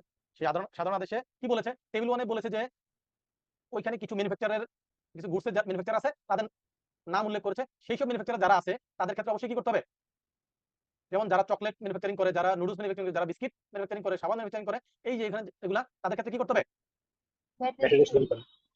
তাহলে তাদের ক্ষেত্রে টার্নওভার 1 টাকা হলেও কি করতে হবে, ভ্যাট রেজিস্ট্রেশন করেন। ভ্যাট রেজিস্ট্রেশন নিতে হবে। কথা বুঝতে পারছি স্যার? জি স্যার তারপর বোঝা যায় সার্ভিস প্রোভাইডার টেবিল 2 তে যেসব সার্ভিসের কথা উল্লেখ করা আছে সেসব সার্ভিসগুলো টার্নওভার যত টাকাই হোক না কেন তাদেরকে কি করতে হবে ব্যাট রেজিস্ট্রেশন ভ্যাট রেজিস্ট্রেশন দিতে হবে। যেমন construction firm, consultancy firm, supervisory firm, procurement provider, human resource supply, management organisation, IT enable service এদেরকে কি করতে হবে অবশ্যই ভ্যাটের রেজিস্ট্রেশন নেওয়া লাগবে। এরপরে বলেছে যে ডিস্ট্রিক্ট লেভেল সিটি কর্পোরেশন এবং ডিস্ট্রিক্ট পর্যায়ে জেলা পর্যায়ে কিছু ট্রেডিং বিজনেস আছে যেগুলোর ক্ষেত্রে কি করতে হবে অবশ্যই ভ্যাটের রেজিস্ট্রেশন নেওয়া লাগবে। কি ধরনের জিনিস সেটা বলছে যারা সিমেন্ট, হ্যাঁ, GP sheet, porcelain, ceramic, CI sheet, MS product এই ধরনের এইখানে যেগুলো আছে এই ধরনের জিনিসপত্র যারা কি করবেন জেলা পর্যায়ে অথবা সিটি কর্পোরেশন পর্যায়ে দোকানের ব্যবসা করবেন সেই সব প্রতিষ্ঠানকে কি করতে হবে ভ্যাটের রেজিস্ট্রেশন নেওয়া লাগবে টার্নওভার যত টাকাই হোক না কেন। ক্লিয়ার? এরপরে বলেছে যে super shop, shopping mall, super shop আর কি শপিং মল এগুলোর ক্ষেত্রে বাংলাদেশে যেখানেই সুপার শপ থাকুক, বাংলাদেশে যেখানেই শপিং মল থাকুক সেই সব জায়গায় যেসব বিজনেস প্রতিষ্ঠান থাকবে তাদের ক্ষেত্রে কি করতে হবে ভ্যাট রেজিস্ট্রেশন দিতে হবে। তাহলে এই সামারিটা কি মনে থাকবে স্যার? পরীক্ষা কিন্তু এখান থেকে দিয়ে দিতে পারে। পরীক্ষা আসতে পারে যে সুপার শপের ক্ষেত্রে কি একটা সুপার শপ এভাবে দিল একটা সুপার শপ টার্নওভার হচ্ছে 5 কোটি টাকা, তো এর কি করতে হবে ভ্যাট রেজিস্ট্রেশন না লাগবে কিনা? আপনার আনসার কি হবে? দিতে হবে। দিতে হবে। একটা সুপার শপ টার্নওভার হচ্ছে 50 লাখ টাকা, ভ্যাট রেজিস্ট্রেশন নিতে হবে না নিতে হবে না? নিতে হবে। নিতে হবে। নিতে হবে। কারণ এটা ম্যান্ডেটরি, রাইট? জি স্যার জি স্যার। এই যে এখান থেকে এরকম ছোট ছোট আপনাদেরকে কোশ্চেন করে দিবে, এগুলোর জন্য কি অনেক পড়াশোনা করা লাগবে নাকি বুঝতে হবে? বুঝতে হবে। এই যে দেখেন সেন্ট্রাল রেজিস্ট্রেশন করেছি না স্যার আজকে? স্যার ওকে, তো সেন্ট্রাল রেজিস্ট্রেশনের ক্ষেত্রে আমরা বলেছিলাম যে সিমিলার অর কি আইডেন্টিক্যাল গুডস। কেউ একজন দেখি একটা আইডেন্টিক্যাল গুডস এর एग्जांपल দেন তো স্যার। অভিন্ন পণ্য বাংলায় কি বলে? অভিন্ন পণ্য, আইডেন্টিক্যাল গুডস। স্যার এই যে যেমন ইসের ড্রিঙ্কস সফট ড্রিঙ্কস স্যার হয় নাই। আইডেন্টিক্যাল গুডস মিন্স এরকম মনে করেন আইফোন আর স্যামসাং মোবাইল, রাইট? আইফোন আর স্যামসাং মোবাইল বা অ্যান্ড্রয়েড মোবাইল বিভিন্ন ব্র্যান্ডের। আইফোন হচ্ছে স্পেসিফিক ওই নির্দিষ্ট ব্র্যান্ডের মোবাইল, এটা হচ্ছে আইডেন্টিক্যাল, রাইট? এখন যদি আমরা বলি যে অ্যান্ড্রয়েড মোবাইল তাহলে এরকম বিভিন্ন কোম্পানির ভিভো, তারপর কি অপো, তারপর কি আছে এরকম বিভিন্ন ব্র্যান্ডের অ্যান্ড্রয়েড মোবাইল আছে না স্যার? বিভিন্ন ব্র্যান্ডের অ্যান্ড্রয়েড মোবাইল এটা হচ্ছে সিমিলার প্রোডাক্ট, রাইট? সিমিলার, এটা হচ্ছে সিমিলার। আর যদি স্পেসিফিক বলি যে না ভিভো মডেল এত, ভিভো শুধু ভিভো, শুধু অপো, শুধু আপনার কি আইফোন, তাহলে এগুলো হচ্ছে একটা আইডেন্টিক্যাল। যেমন সিমেন্ট যদি বলি যে এটা শাহ সিমেন্ট তাহলে এটা আইডেন্টিক্যাল। যদি বলি যে সিমেন্ট, এই সিমেন্টের বিভিন্ন কোম্পানি সিমেন্ট বিক্রি করি আমি, মনে করেন আপনার দোকানে আপনি আকি cement, Shah cement, crown cement বিভিন্ন ধরনের সিমেন্ট বিক্রি করেন, তাহলে আপনি হচ্ছে সিমিলার গুডস বিক্রি করেন। কি করেন? Similar goods. এখন যদি আপনার দোকানে শুধুমাত্র আপনি শাহ সিমেন্ট বিক্রি করেন তাহলে এটা কি আইডেন্টিক্যাল Identical. প্রোডাক্ট। দুইটা পার্থক্যটা কি বুঝতে পেরেছি স্যার? জি স্যার। ওকে, তাহলে আইডেন্টিক্যাল অথবা সিমিলার গুড যদি বিক্রি করেন তাহলে সেক্ষেত্রে দুই বা তার ততোধিক স্থান থেকে যদি আপনি এখানে ফ্রম ওয়ান আর মোর না, এখানে এটা একটু ভুল আছে। ওয়ান হলে তো একটা প্রতিষ্ঠান হলে কি তাহলে আর আলাদা আলাদা রেজিস্ট্রেশন দরকার আছে স্যার? একটা ইউনিট হলে দুইটা দুইটা অথবা তার অধিক হলে কি হবে, মোর দ্যান 2 আউটলেটস তাই না স্যার? জি স্যার 2 অর মোর প্লেসেস থেকে যদি সাপ্লাই দেয়, সে যদি centrally books of accounts maintain করে, সে যদি কি করে ব্যাট সফটওয়্যার মেইনটেইন করে, তাহলে সেই ক্ষেত্রে সে সেন্ট্রাল রেজিস্ট্রেশন নিতে পারবে। যা যা আমরা শিখেছিলাম সবগুলো এই যে এখানে বলেছে। তার দেখেন বিভিন্ন ওয়্যার হাউস আছে, সে আছে, সে কি করছে দেখেন সেলস ডিপো আছে একটা, দুইটা, তিনটা, চারটা, পাঁচটা, ছয়টা, আর এখানে তিনটা রিজিওনাল ডিপো আছে, 7টা, 9টা ফ্যাক্টরি আছে, আর এগুলা তার মানে 9 2 11টা। তাহলে সে 11 জন কয়টা রেজিস্ট্রেশন নিচ্ছে? একটা রেজিস্ট্রেশন, এটাকে বলে সেন্ট্রাল রেজিস্ট্রেশন, তাই না? তাহলে সেক্ষেত্রে কি করতে হবে যে আমরা যা যা বলেছিলাম আছে না স্যার? সেন্ট্রালি তাকে বুকস অফ অ্যাকাউন্টস মেইনটেইন করতে হবে। যদি centrally say books of accounts maintain সফটওয়্যারের মাধ্যমে করে তাহলে সেন্ট্রাল রেজিস্ট্রেশন, আর যদি সেন্ট্রালি সফটওয়্যারের মাধ্যমে বুকস অফ অ্যাকাউন্টস মেইনটেইন না করে তাহলে কি ইউনিট রেজিস্ট্রেশন। প্রত্যেকটা ইউনিটের জন্য আলাদা আলাদা রেজিস্ট্রেশন নিতে হবে। এই যে আমাদের অ্যাপ্লিকেশন কতদিনের মধ্যে করতে হবে, কার কাছে করতে হবে, কোন ফর্মের মাধ্যমে করতে হবে, সব দেখেছি। এখানে কিছু বলছে যে রেজিস্ট্রেশনের জন্য কি কি ডকুমেন্ট লাগে সেগুলো এখানে বলেছে। ট্রেড লাইসেন্স লাগবে, যদি পার্টনারশিপ হইতে পার্টনারশিপ কোম্পানি হইলে তার কি ওই registration document, memorandum, article of association এগুলো লাগবে, টিন সার্টিফিকেট লাগবে, আইআরসি যদি কেউ যদি ইম্পোর্ট করে তাহলে আইআরসি লাগবে, এক্সপোর্ট করলে ইআরসি লাগবে, ইনকর্পোরেশন সার্টিফিকেট, এই ডকুমেন্টগুলো তাদের লাগবে। আর যদি কারো ফরেন ইনভেস্টমেন্ট থাকে তাহলে সেক্ষেত্রে বিডার পারমিশন, অথবা যদি কারো ম্যানুফ্যাকচারিং ইউনিট হয় সেক্ষেত্রে যদি তার ফ্যাক্টরির মেশিনারি ইম্পোর্ট করা লাগে তাহলে সেক্ষেত্রে বিডার পারমিশন লাগবে। এইসব জিনিসগুলো ইনফরমেশন বলছে যেখানে রেজিস্ট্রেশনের জন্য লাগে। আর 2.3 এর মাধ্যমে আপনাকে রেজিস্ট্রেশন সার্টিফিকেট দিবে, সেটা এখানে বলেছে। VAT registration by non resident কি করবে আমরা বলেছিলাম না, কার মাধ্যমে করবে স্যার? বুঝছেন না স্যার এখানে? বুঝছে? তারপরে দেখেন ভলান্টারি রেজিস্ট্রেশন, এগুলো আমরা পড়েছি না পড়ি নাই? পড়েছি। ভলান্টারি রেজিস্ট্রেশনের ক্ষেত্রে বলছে যে সেক্ষেত্রে 1 বছর আগে কি করা যাবে না, ক্যান্সেলের জন্য অ্যাপ্লাই করা যাবে, রাইট? তারপরে person eligible for enlistment, turnover এনলিস্টমেন্টের জন্য কে এলিজিবল, কত টার্নওভার, এবং তার অবলিগেশন ডেট, কবে রেজিস্ট্রেশন এনলিস্টমেন্ট নিতে হবে, সব কি পড়ানো হয়েছে না হয় নাই? হয়েছে। আইছে। আমরা বইতে যেভাবে আছে সেভাবে সিরিয়ালে না গিয়ে ইন ডেপথে পড়াশোনা করে এগুলো শেষ করেছি, রাইট? জি স্যার। এবং সেগুলো আইনে যেভাবে আছে সেভাবে। আপনাদের এখানে আইনটাকে সামারাইজ করে খন্ড খন্ড করে দিয়েছে, আইনের টোটাল পিকচারটা আসে নাই। ক্লিয়ার? আচ্ছা, এই যে ভ্যাট ইম্পোজিশন, এটা কিন্তু আমরা গত ক্লাসে পড়েছিলাম, মনে আছে কিনা? বলেছিলাম যে সেকশন 15 এ বলা আছে ভ্যাটের রেট কত হবে? 50%। 15%। এই যে দেখেন সেকশন 15। তারপর রিডিউস রেট থার্ড শিডিউলে থাকবে, এগুলো বলছিলাম না স্যার গত ক্লাসে? তারপর থার্ড শিডিউলে কোন জায়গায় কত পার্সেন্ট রেট আমরা পড়েছিলাম না প্রথম ক্লাসে? জি স্যার, ওই যে মেডিসিন। তাহলে এখানে কি কোনো কিছু পড়ানো বাদ আছে স্যার নাকি এর চেয়ে বেশি পড়ানো হয়ে গেছে? বেশি বেশি এর চেয়ে বেশি পড়ানো হয়ে গেছে, রাইট। ওই যে বলছিলাম যে 1.5% ভ্যাট রেট হবে কিছু স্পেসিফিক হোলসেল, দেখেন কি লেখা আছে, শাড়ি, লুঙ্গি, থ্রি পিস, সামনে এরকম কাপড়ের ব্যবসা আর হচ্ছে গিয়ে পেপার রিলেটেড গুডস বিক্রি করে যারা এরকম পাইকারি মার্কেটে, তারা কি করতে পারবে? 1.5% আওতায় তারা রেজিস্ট্রেশন নেওয়ার সময় ওই ক্যাটাগরিতে রেজিস্ট্রেশন নিবে, রাইট। এবং তাদের ক্ষেত্রে কি, তারা এই যে দেখেন যারা 1.5% আওতায় পড়বে তারা এটি কি পাবে না, আগাম কর রিফান্ড পাবে না। কিন্তু আসলে কথাটা সঠিক না, রিফান্ড শব্দটা ঠিক না, কারণ আইনে রিফান্ডের কথা বলেন, আইনে বলছে এটা কি, আইনে বলছে ডিক্রিজিং অ্যাডজাস্টমেন্ট। কি বলেছে? Decreasing adjustment. প্রথম কাজ ডিক্রিজিং অ্যাডজাস্টমেন্ট। তো ডিক্রিজিং অ্যাডজাস্টমেন্ট করার সুযোগ না থাকলে পরবর্তীতে রিফান্ডের ইস্যু আসে, রাইট। কার এখানে সাউন্ড মিস্টার তাপস মিউট করেন, আমাদের সিআর আছেন না, একটু কাজ করেন, মিউট করে দেন। এই দেখেন এখন আমরা যেটা শিখবো সেটা হচ্ছে বলছে যে ভ্যাট পে করার জন্য লায়াবল কে। এটা একদম সহজভাবে, যিনি ইম্পোর্ট করেন, ইম্পোর্ট ক্ষেত্রে যিনি ইম্পোর্ট করেন ইম্পোর্টার, যিনি সাপ্লাই দেন সাপ্লাই ক্ষেত্রে সাপ্লায়ার, তার হচ্ছে পেমেন্ট করার জন্য লায়াবল। পেমেন্ট করেন, পরিশোধ করেন, কিন্তু এটা টাকাটা উনি দেন না, টাকাটা দেখেন কিন্তু কি করে, যিনি আলটিমেট বায়ার তার কাছ থেকে তো কনজিউমার কাছ থেকে কালেক্ট করে দিয়ে দিচ্ছে নাকি স্যার? তাহলে পেমেন্ট করার জন্য লায়াবল হচ্ছে ইম্পোর্টার, সাপ্লায়ার, এগুলা, রাইট। ওকে, এইখানে এই জায়গাটা একটু পড়ার বিষয় আছে। আমরা বলেছিলাম যে যদি কেউ কি করে, সাপ্লাই করে, এবং সাপ্লাইটা যদি ইকোনমিক অ্যাক্টিভিটির আওতায় পড়ে এবং সেটা যদি ভ্যাট এবং উইদিন দ্য বাংলাদেশ সাপ্লাই হয়, তাহলে সেটার উপর কি হবে, ভ্যাট অ্যাপ্লিকেবল হবে, রাইট। বাংলাদেশের ভিতরে যদি আপনি কোনো কিছু সাপ্লাই দেন কাউকে এবং সেটা যদি সাপ্লাই হিসেবে কনসিডার হয় এবং ইকোনমিক অ্যাক্টিভিটিতে পড়ে, তাহলে সেটা ভ্যাট অ্যাপ্লিকেবল হবে। এখন বাংলাদেশের ভিতরে সাপ্লাই বলতে কি বোঝায় সেটা এখানে বলছে যে যদি কোনো রেসিডেন্ট সাপ্লাই দেয়, এই দেয় সেই দেয়, মূল কথা হলো বাংলাদেশ যে জিনিসটা সাপ্লাই দিচ্ছেন সেটা যদি বাংলাদেশের ভিতরে আপনি সাপ্লাই দেন এবং সেটা কনজাম্পশন যদি এমন হয় যে বাংলাদেশের ভিতরে কনজাম্পশন হয়েছে, বাংলাদেশের বাইরে হয় নাই, তাহলে সেক্ষেত্রে সেটা কি হবে, সাপ্লাই উইদিন বাংলাদেশ হিসেবে কনসিডার হবে। যদি সেটার কনজাম্পশনটা বাংলাদেশের বাইরে হয়, যেমন আমি এক্সপোর্ট করলাম একটা টি শার্ট ইউরোপে পাঠাইলাম, তাহলে ওই টি শার্টটা কি বাংলাদেশে ইউজ হচ্ছে না বাংলাদেশের বাইরে ইউজ হচ্ছে স্যার? বাইরে বাইরে। তাহলে সেটা তখন আমরা সাপ্লাই উইদিন বাংলাদেশ বলবো না সাপ্লাই আউটসাইড বাংলাদেশ বলবো? আউটসাইড। মানে আউটসাইড বাংলাদেশ হলে সেটার উপর ভ্যাট অ্যাপ্লিকেবল হবে না, যার কারণে এক্সপোর্টের উপর ভ্যাট রেট 0, রাইট। যার কারণে কি এক্সপোর্টের উপর ভ্যাট রেট কত? 0 0, কারণ এটাকে সাপ্লাই উইদিন বাংলাদেশ হিসেবে কনসিডার করা হচ্ছে না। বুঝতে পারছেন কিনা স্যার? তাহলে বাংলাদেশের ভিতরে সাপ্লাই হলে এবং এটা যদি সাপ্লাই হিসেবে কনসিডার হয় এবং এটা যদি ইকোনমিক অ্যাক্টিভিটি হয়, তাহলে সেটার উপর কি হবে, ভ্যাট অ্যাপ্লিকেবল হবে, right. VAT agent of non resident, যারা নন রেসিডেন্ট প্রতিষ্ঠান তাদের ভ্যাট এজেন্ট কি করবে, ভ্যাট এজেন্টের দায়িত্ব কি সেটা আপনাদের পড়া লাগবে। সেটা হচ্ছে ভ্যাট এজেন্টের দায়িত্ব হচ্ছে যে সকল ডিউ যা যা আছে কমপ্লায়েন্স সেগুলো করতে হবে। তবে ভ্যাটটা পেমেন্ট করার জন্য লায়াবল কি হবে, ভ্যাট এই যে ভ্যাট যেটা গভর্নমেন্টকে দিতে হবে, এটা কি ভ্যাট এজেন্ট নিজের পকেট থেকে দিবে না ওই নন রেসিডেন্ট প্রতিষ্ঠানের কাছ থেকে কালেক্ট করে দিবে, কোনটা? নন রেসিডেন্ট প্রতিষ্ঠানের কাছ থেকে সে পেমেন্ট করে, এটা টাকাটা পরিশোধ করার জন্য ভ্যাট এজেন্ট দায়ী না, ভ্যাট এজেন্ট কমপ্লায়েন্স করার জন্য দায়ী, কিন্তু এটার পেমেন্টটা কে দিবে,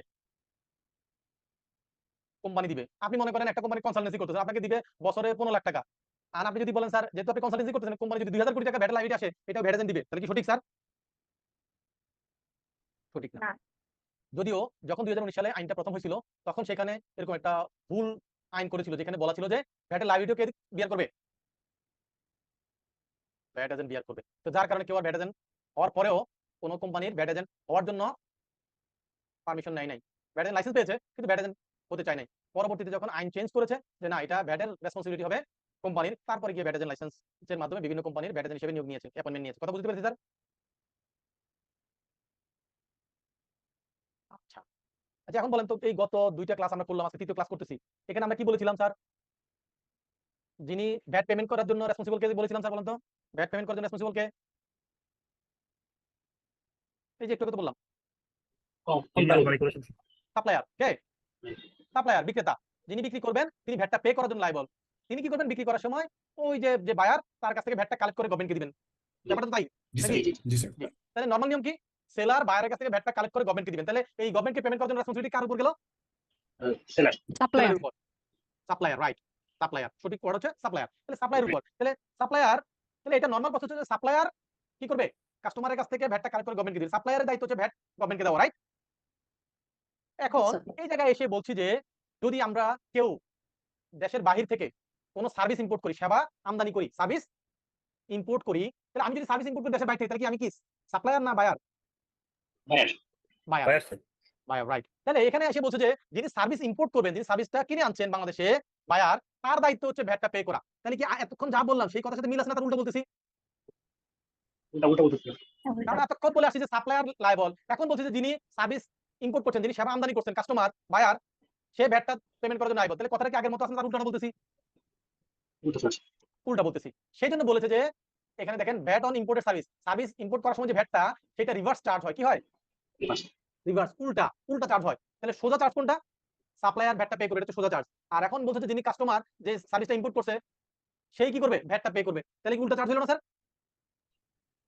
তাহলে এই একটা মাত্র ক্ষেত্র, যে ক্ষেত্রে ভ্যাটটা রিভার্স চার্জ হয়, উল্টা চার্জ হয়। মনে রাখতে পরীক্ষা আসতে পারে কোন সময় ভ্যাট রিভার্স চার্জ হয়। আনসার হবে ইম্পোর্ট অফ সার্ভিস। কি import of service? Service import করার ক্ষেত্রে মনে থাকবে স্যার। আচ্ছা, আবার যদি পরীক্ষা আসে সার্ভিস ইম্পোর্ট করার ক্ষেত্রে ভ্যাট পেমেন্ট করার জন্য লায়াবল কে? সার্ভিস ইম্পোর্টার, দেন হচ্ছে বলবে যে সাপ্লায়ার। আনসার কি হবে? Service importer service importer. কথা বুঝতে পেরেছি? তাহলে এটা ব্যতিক্রম, এটা মনে রাখতে হবে। নরমাল প্রসেসের উল্টাটা হচ্ছে যেটা, এটাকে বলে রিভার্স চার্জ। Clear sir?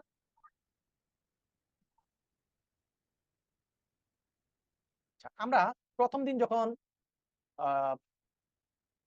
দেখেছিলাম, সেখানে দুইটা ডেফিনিশন শিখেছিলাম sir, output tax, input tax, মনে আছে স্যার? জি জি স্যার জি স্যার। আউটপুট ট্যাক্স মানে কি? একটা কোম্পানি অ্যাডিশনাল যে ভ্যালুটা বাড়ায় সেটার উপরে যে ট্যাক্সটা দেয়। হয় না?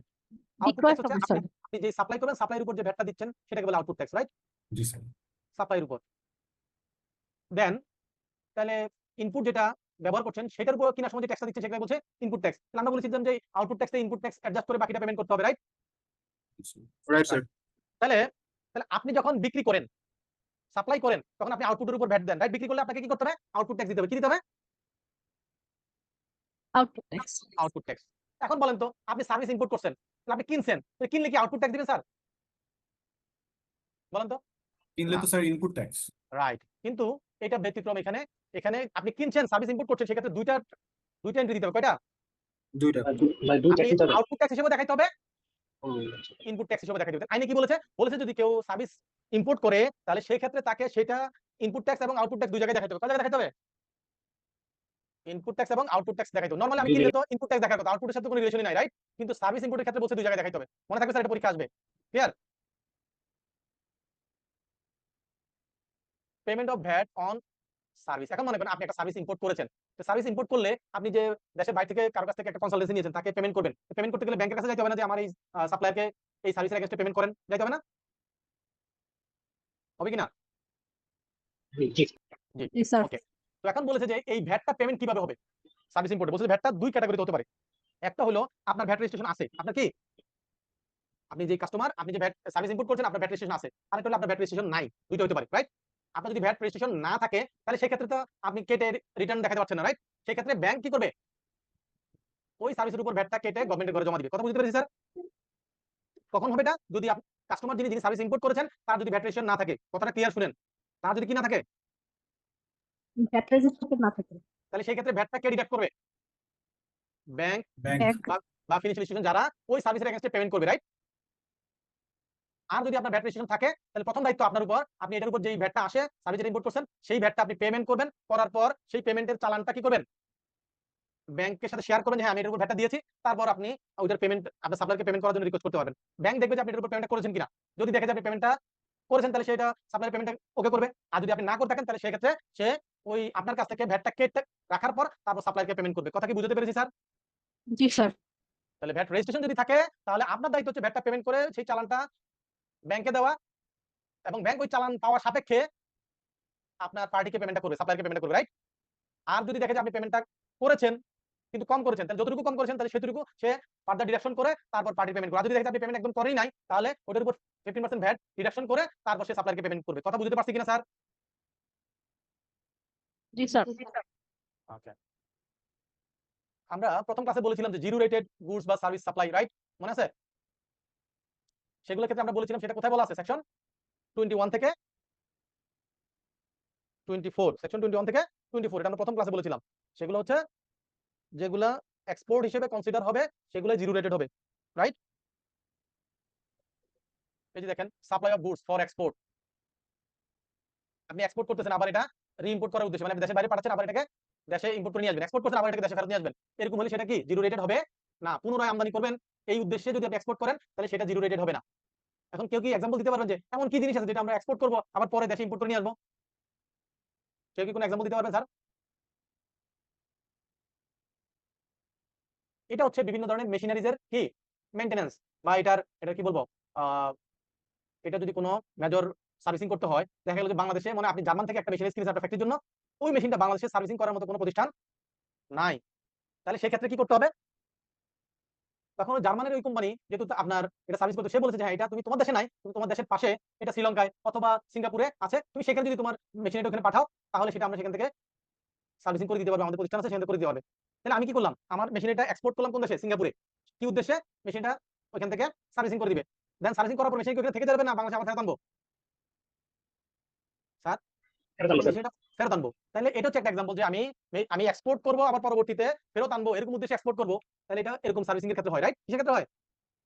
সার্ভিসিং অথবা Machineries, রিপেয়ারমেন্টের ক্ষেত্রে হয়। যেমন এমন হতে পারে যে একটা সিলিন্ডার টেস্ট করতে হবে, যে সিলিন্ডারের টেস্টটা বাংলাদেশে হয় না, তাহলে সিলিন্ডারটা টেস্ট করতে গেলে মনে করেন আপনি শ্রীলঙ্কা পাঠাইতে হবে, তো সেখান থেকে সিলিন্ডার টেস্ট করার পর আবার বাংলাদেশে আসবেন, তাহলে এই ধরনের যেগুলা আপনি দেশের বাইরে পাঠাবেন কোন একটা উদ্দেশ্যে রিপেয়ারমেন্ট বা সার্ভিসিং এর উদ্দেশ্যে, সেটা আবার কাজ শেষে বাংলাদেশে নিয়ে আসবেন, এগুলোকে বলছে যে পুনরায় আমদানি করার উদ্দেশ্যে রপ্তানি। এটাকে কি বলে?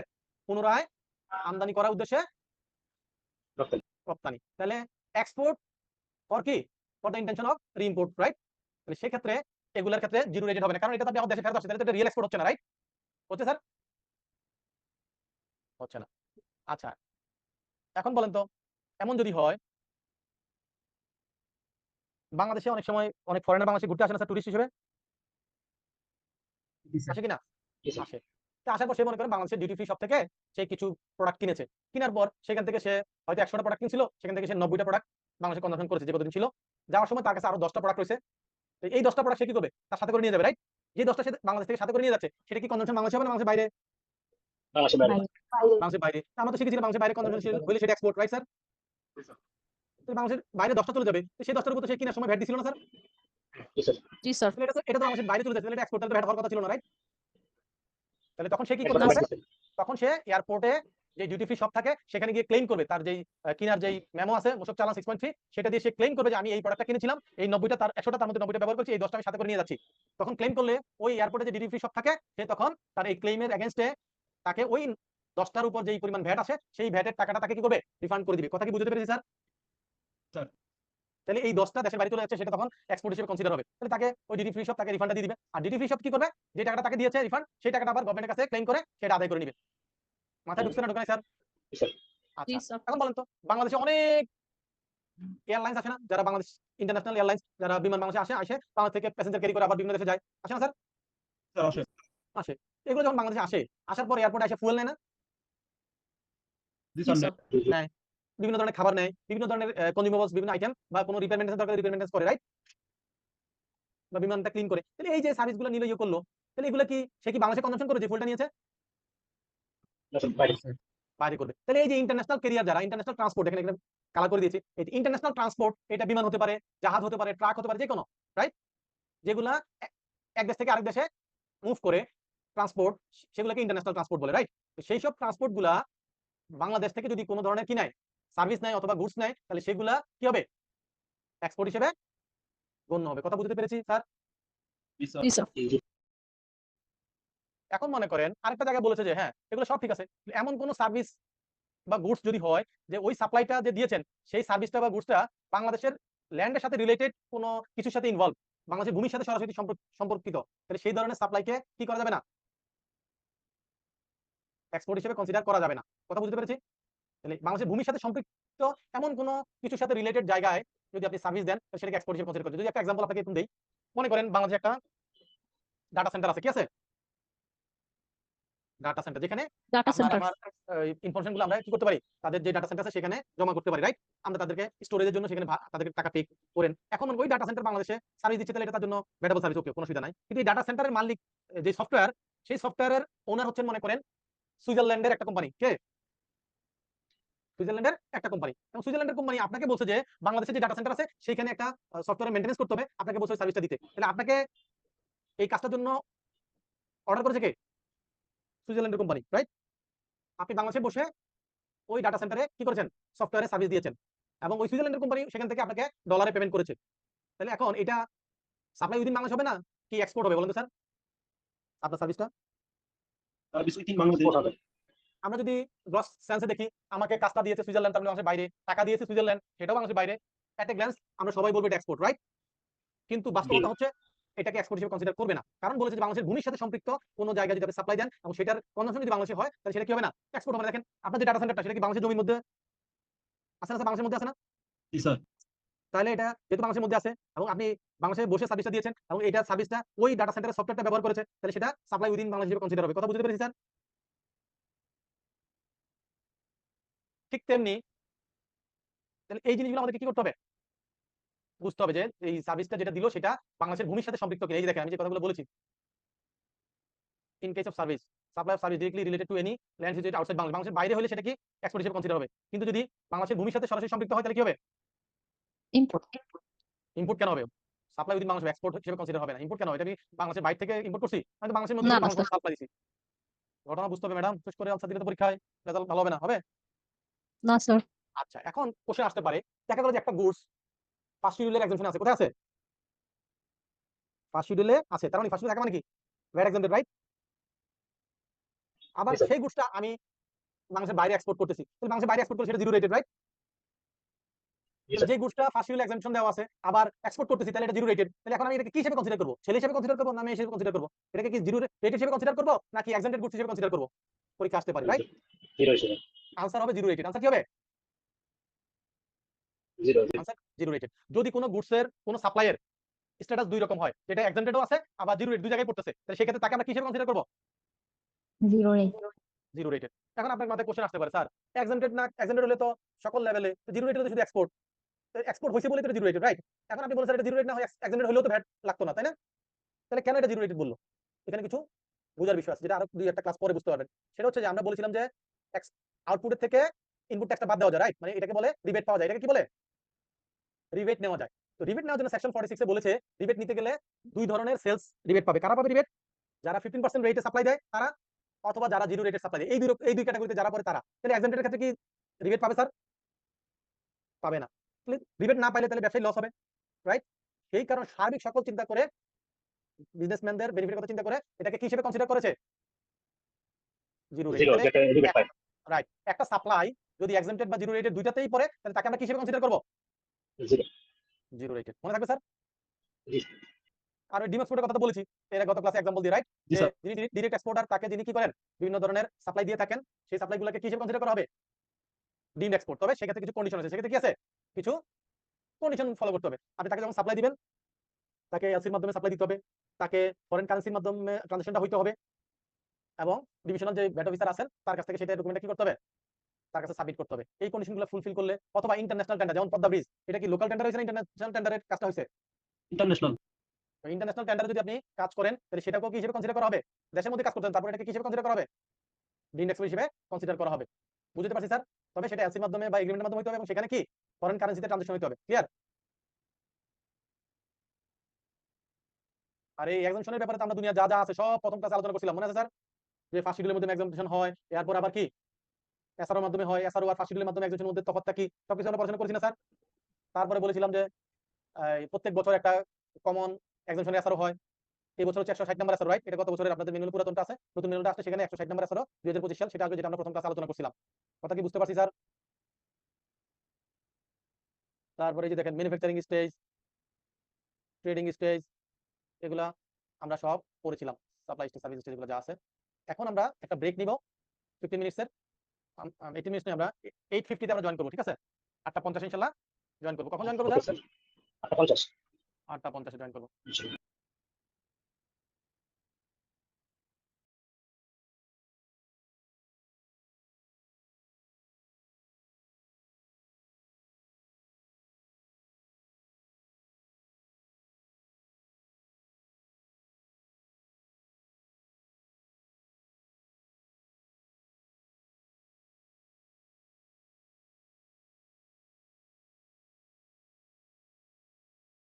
আসসালামু আলাইকুম, সবাই কি আমাকে শুনতে পাচ্ছেন?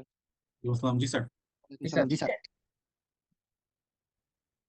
তো আজকে ব্রেকের আগ পর্যন্ত যে আলোচনা হয়েছে সেখানে কারো কি কোনো কিছু বুঝতে সমস্যা আছে স্যার? বুঝতে তো সমস্যা নেই, কিন্তু কন্টেন্টটা তো অনেক বড়, মানে থরোলি পড়ে যেতে স্যার আপনার যে হাইলাইট গুলো ওগুলো কি বেশি ফোকাস করবো এরকম? সেজন্য সেটা হাইলাইট করতে পারি কোশ্চেন কেন হাইলাইট করবো? জি স্যার, আমার কি সময় কোনো মূল্য নাই? না স্যার, থ্যাংক ইউ স্যার। অবশ্যই আছে, সেজন্য এগুলো লাইন পরে পরে আপনাদের জন্য যাতে পরীক্ষায় রিভিশন দেওয়াটা সহজ হয়, কোন জিনিসগুলো ইম্পর্টেন্ট যেগুলো মনে রাখা দরকার সেগুলো কষ্ট করে হাইলাইট করেছি, নইলে তো আমার খেয়ে দেয়ে কোনো কাজ নাই যে অযথা এগুলো মার্ক করবো নাকি। তো এতে যেটা ইন ডেপথে এরকম আমরা হাইলাইট করে এবং ডিটেলসে পড়াই, যার কারণে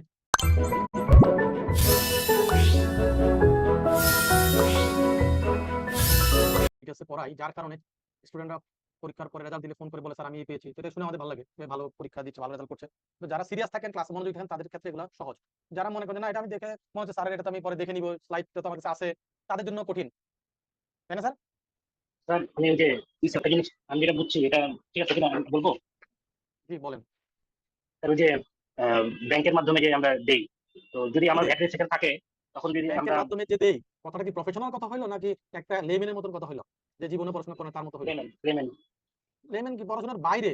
আপনি দেখুন সিএ প্রফেশনালস, আপনি তো স্পেসিফিক বলবেন যে কি দেন। আপনি বলছেন যে ব্যাংকের মাধ্যমে দেই, ব্যাংকের মাধ্যমে তো আমরা অনেক কিছু দেই, বাসা ভাড়া দেই, অনলাইনে পেমেন্ট করি, অমুকে টাকা দেই, এটাই বুঝাচ্ছেন না কি বুঝাচ্ছেন? না আমরা স্যার যে যে আমরা যে ভ্যাট পে করি, তো আমার যদি ভ্যাট রেজিস্ট্রেশন থাকে তাহলে আমি আগে ভ্যাটটা দিব, তারপর ওটা চালানটা ব্যাংকের সাথে শেয়ার করবো। আপনি সঠিক জায়গায় নাই মিস্টার জুলকার নাইন। আমরা বলেছিলাম যিনি সার্ভিস ইম্পোর্ট করেন কি করেন, সার্ভিস রেকর্ড করেন। আপনি সেটা না বলে আপনি বলতেছেন যে আমরা ব্যাংকের মাধ্যমে যদি চালান দেই, এই করি সেই করি। আমরা কি এটা বলছিলাম? আমরা বলছিলাম যে যিনি সার্ভিস ইম্পোর্ট করেন তার যদি ভ্যাট রেজিস্ট্রেশন থাকে তাহলে একরকম, আর যদি না থাকে আরেক রকম। তাহলে আপনি তো ভিন্ন রাস্তায় হাঁটতেছেন। স্যার ওই যে সার্ভিস রেকর্ড শব্দটা উল্লেখ করতে মানে হ্যাঁ, ভুলে গেছি। এই প্যারার মধ্যেই সার্ভিস ইম্পোর্ট করলে সার্ভিসের উপর না। হ্যাঁ, সার্ভিস সার্ভিস রেকর্ড করলে ইম্পোর্ট করলে যার ভ্যাট রেজিস্ট্রেশন নাই সে তো তার ডিডাকশন করবে কি, তাতে সে তো তার উইথলিং এটা রাইট। ব্যাংক ডিরেক্ট করে দিয়ে দিবে। ব্যাংক তার কাছ থেকে ওই যে কাস্টমার যে সার্ভিস ইম্পোর্ট করছে তার কাছ থেকে ভ্যাটটা আদায় করবে, করে গভর্নমেন্টকে দিয়ে দিবে। এটা হলো যার ভ্যাট রেজিস্ট্রেশন আছে, সে নিজে এটা পেমেন্ট করবে, করে ব্যাংকে সেই পেমেন্ট যে করেছে সেটার ডকুমেন্ট দেখাবে, দেন ব্যাংক তার সাপ্লায়ারের পেমেন্টটা করবে। আর যদি না ডকুমেন্ট দিতে পারে তাহলে ব্যাংক তার কাছ থেকে ভ্যাটটা ডিডাকশন করে তারপর দিবে। একটা সিম্পল জিনিসকে এত পেশায় চিন্তা করতেছেন কেন মিস্টার জুলকার নাইন? স্যার এটা বুঝতে অসুবিধা ছিল তো, তো ওই যে হ্যাঁ এটা বললাম যে আপনার সাথে শেয়ার করি। জি, আর একটু ডিস্টার্ব করেন না, ঠিক আছে? জি স্যার। ওকে, এখন বলছে যে VAT, manner of VAT collection, import করার সময় ভ্যাট কিভাবে কালেকশন হয় স্যার? আমরা গত দুইটা ক্লাসে কি সেটা বুঝতে পেরেছি বলেন তো স্যার? স্যার বলেন তো কে বলতে পারবেন দেখি। ইম্পোর্ট করলে ভ্যাটটা কিভাবে কালেকশন হয়, গভর্নমেন্ট কিভাবে ভ্যাটটা কালেক্ট করে? কাস্টমসের মাধ্যমে স্যার, এআইটির মাধ্যমে স্যার। গোড়ার টিমের মাধ্যমে। কাস্টমস ঠিক আছে, এআইটি তো না। কাস্টমস কি করে? আমদানি পর্যায়ে ইম্পোর্ট স্টেজ, আমাদের কয়টা স্টেজ শিখেছিলাম আমরা? তিনটা তিনটা স্টেজ। তাহলে ইম্পোর্ট স্টেজে ইম্পোর্টের উপর কাস্টমস কি করে? ডিউটি যখন কালেক্ট করে তখন সেটা তো কাস্টমস আইনে কালেক্ট করে। ডিউটি কালেক্ট করে কোন আইনে? Customs Custom অ্যাক্টের fine. মাধ্যমে স্যার। তাহলে কাস্টমস আইনে যদি সে ডিউটি কালেক্ট করে, সে কি ভ্যাট কালেক্ট করবে স্যার? কিন্তু সে তো ভ্যাটটাও ওই ডিউটির সাথে কালেক্ট করতেছে না? তাহলে বলছে যে কাস্টমস অ্যাক্ট অনুযায়ী ডিউটি ইম্পোর্ট স্টেজে যখন আমদানি শুল্ক কাস্টমস কালেক্ট করে, ঠিক তখন কাস্টমস ভ্যাটটাও কালেক্ট করবে। কথা বুঝতে পারছি স্যার? বুঝতে পারছি। যেটা আমরা ওই যে অ্যাসেসেবল ভ্যালু ডিউটি ক্যালকুলেশন করার সময় দেখছি না sir, CD RD SD custom যখন কালেক্ট করে তখন তারা ভ্যাট এআইটি এটিও কালেক্ট করে, রাইট? এসডিও কালেক্ট করে। তাহলে সেটা তো কাস্টমস অ্যাক্টে তো ভ্যাট পড়ে না, রাইট? তাহলে সে কেন কালেক্ট করছে? কারণ গভর্নমেন্ট তাকে বলেছে যে সে তখন ভ্যাট অফিসার হিসেবে এই ভ্যাট কাস্টমস যে ডিডি কালেক্ট করতেছে সেটার সাথে ভ্যাটটাও এসডিটাও কালেক্ট করবে, এটিটাও কালেক্ট করবে। এটা ভ্যাট আইনে বলা আছে। কোথায় বলা আছে? ভ্যাট আইনে অথরিটি দেওয়া আছে কাকে?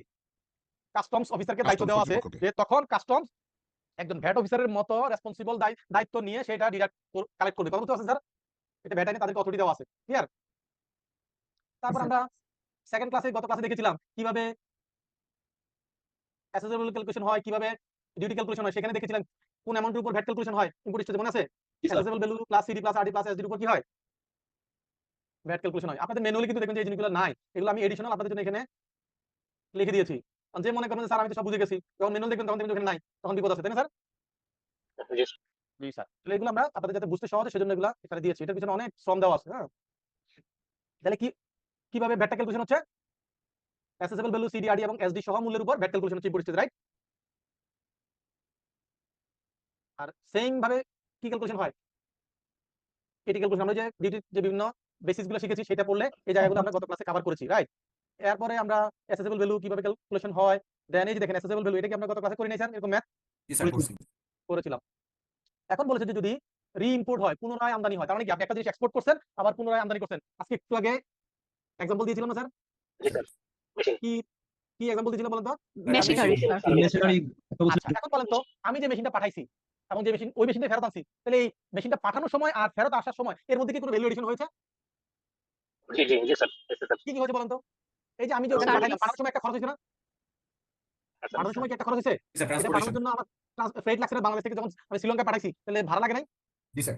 তাহলে ফ্রেট আসবে, আমি যদি ওটার জন্য ইন্স্যুরেন্স নিয়ে থাকি তাহলে ইন্স্যুরেন্স আসবে, landing charge, loading unloading charge, custom charge এগুলো আসছে না?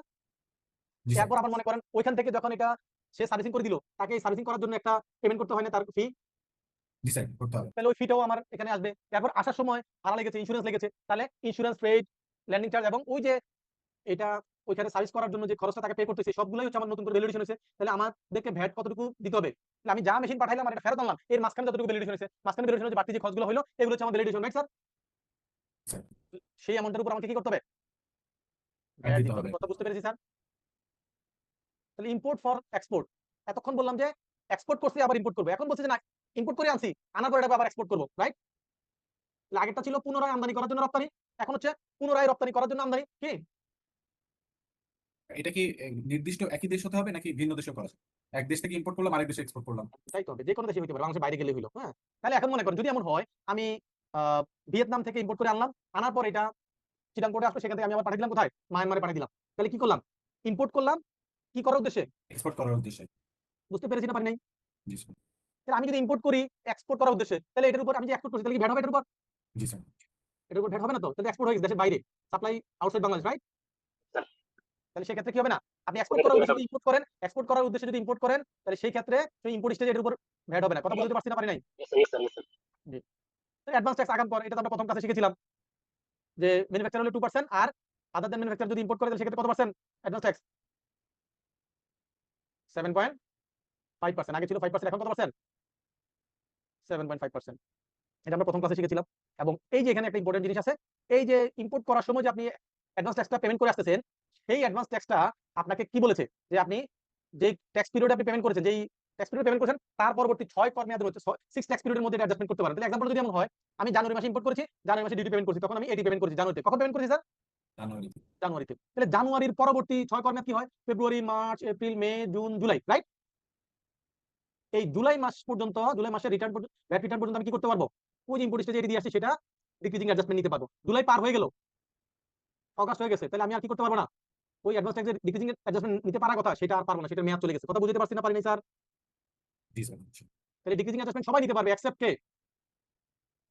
যারা Except ওই traders. 1.5% কি করে, যারা 1.5% মনে আছে থার্ড শিডিউলের লাস্টে ছিল স্পেসিফিক কিছু হোলসেলার শাড়ি লুঙ্গি গামছা বিক্রি করে, তারা ছাড়া বাকি সবাই কি করতে পারবে? এটাই নিতে পারবেন। এটার ডিক্রিজিং অ্যাডজাস্টমেন্ট নিতে পারবে এটির। Clear sir? এবং কত সময়ের মধ্যে নিতে পারবে? যেই কর মেয়াদে সে পেমেন্ট করেছে সেই কর মেয়াদ এবং তার পরবর্তী কত কর মেয়াদ? হয়। 6 কর মেয়াদের মধ্যে। ব্যাপারটা ক্লিয়ার? এই যে দেখেন the tax period or within next, এই যে 6 ট্যাক্স পিরিয়ড, এই 4টা এখন আর থাকবে না। 4টা গত জুন পর্যন্ত ছিল। ওকে, আগে ছিল 3% ম্যানুফ্যাকচারের ক্ষেত্রে, এখন কত পার্সেন্ট? 2%। এগুলো আমরা প্রথম ক্লাসে শিখেছি। এই যে এখানে কি বলছে, ইম্পোর্টার আলটিমেট কনজিউমার যিনি, এখন যদি এমন হয় যে যিনি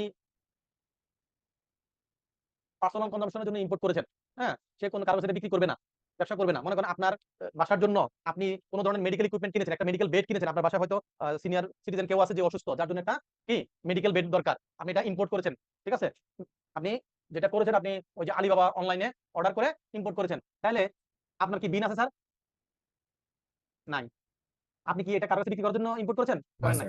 আপনি আলটিমেট কনজিউমার। যদি আপনি আলটিমেট কনজিউমার হন তাহলে সেই ক্ষেত্রে ইম্পোর্ট করার সময় যে এটিটা দিয়ে আসছেন সেই এটিটা 120 ডেজের মধ্যে রিফান্ডের জন্য অ্যাপ্লাই করতে পারবেন। কতদিনের মধ্যে অ্যাপ্লাই করতে পারবেন? 120 দিন। অ্যাপ্লাই করার 15 দিনের মধ্যে তারা কি করবে? আপনাকে রিফান্ড দিবে। তাহলে যারা আলটিমেট কনজিউমার, যে নিজের ইউজের জন্য এটা ইম্পোর্ট করেছে, সে ইম্পোর্ট করার ইম্পোর্ট ডিউটি যে পেমেন্ট করেছে, এটি যেদিন পেমেন্ট করেছে সেখান থেকে 120 ডেজের মধ্যে কি করতে পারে? সে রিফান্ডের জন্য অ্যাপ্লাই করতে পারে। এবং অ্যাপ্লাই করার কতদিনের মধ্যে সে রিফান্ড পাবে? 15 days. 15 ডেজ। তাহলে এটা কারা? যারা ব্যবসার উদ্দেশ্যে ইম্পোর্ট করে নাই, পার্সোনাল নিজের জন্য ইম্পোর্ট করেছে, রাইট? তারা। মনে একটা স্কুল, তার এই স্কুলের কেমিস্ট্রি ল্যাবের জন্য সে কোনো ইকুইপমেন্ট ইম্পোর্ট করেছে, সে কি বিক্রি করার জন্য ইম্পোর্ট করেছে? না স্যার। সে তার পার্সোনাল কনজাম্পশনের জন্য করেছে, তাহলে সে কি করবে? সে তখন এটা রিফান্ড ক্লেম করবে। কথা বুঝতে পেরেছি স্যার? আচ্ছা, তারপরে এই যে দেখেন তো, এগুলো কি আমরা প্রথম ক্লাসে আলোচনা, সেকেন্ড ক্লাসে এগুলো আলোচনা করছি না sir? Consideration, VAT fraction, VAT, bill of supply আলোচনা হয়েছে না হয় নাই? 115 টাকার মধ্যে 100 টাকা 15 টাকা 115 টাকা 100 টাকাকে বলবো ভ্যালু অফ সাপ্লাই, 15 টাকাকে বলবো ট্যাক্স ফ্র্যাকশন, 115 টাকাকে বলবো কনসিডারেশন। আলোচনা হয়নি স্যার এগুলা? হয়েছে। হয়েছে স্যার।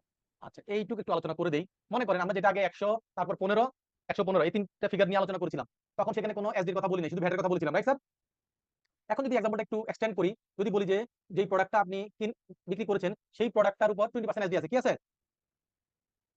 20% এসডি আছে। তাহলে সেক্ষেত্রে ক্যালকুলেশনটা কি হবে? সেক্ষেত্রে ক্যালকুলেশনটা এমন হবে, দেখেন আমরা যে অ্যাসেসেবল ভ্যালু ক্যালকুলেশন করার পর ডিডি ক্যালকুলেশন করছি, সেক্ষেত্রে কি এসডি সহ মূল্যের উপর ভ্যাট করছিলাম, মনে আছে কিনা স্যার? আগে এসডি বের করেছি, তাহলে এসডি সহ যা মূল্য আছে তার উপর কি করেছি? ভ্যাট ক্যালকুলেশন করছিলাম।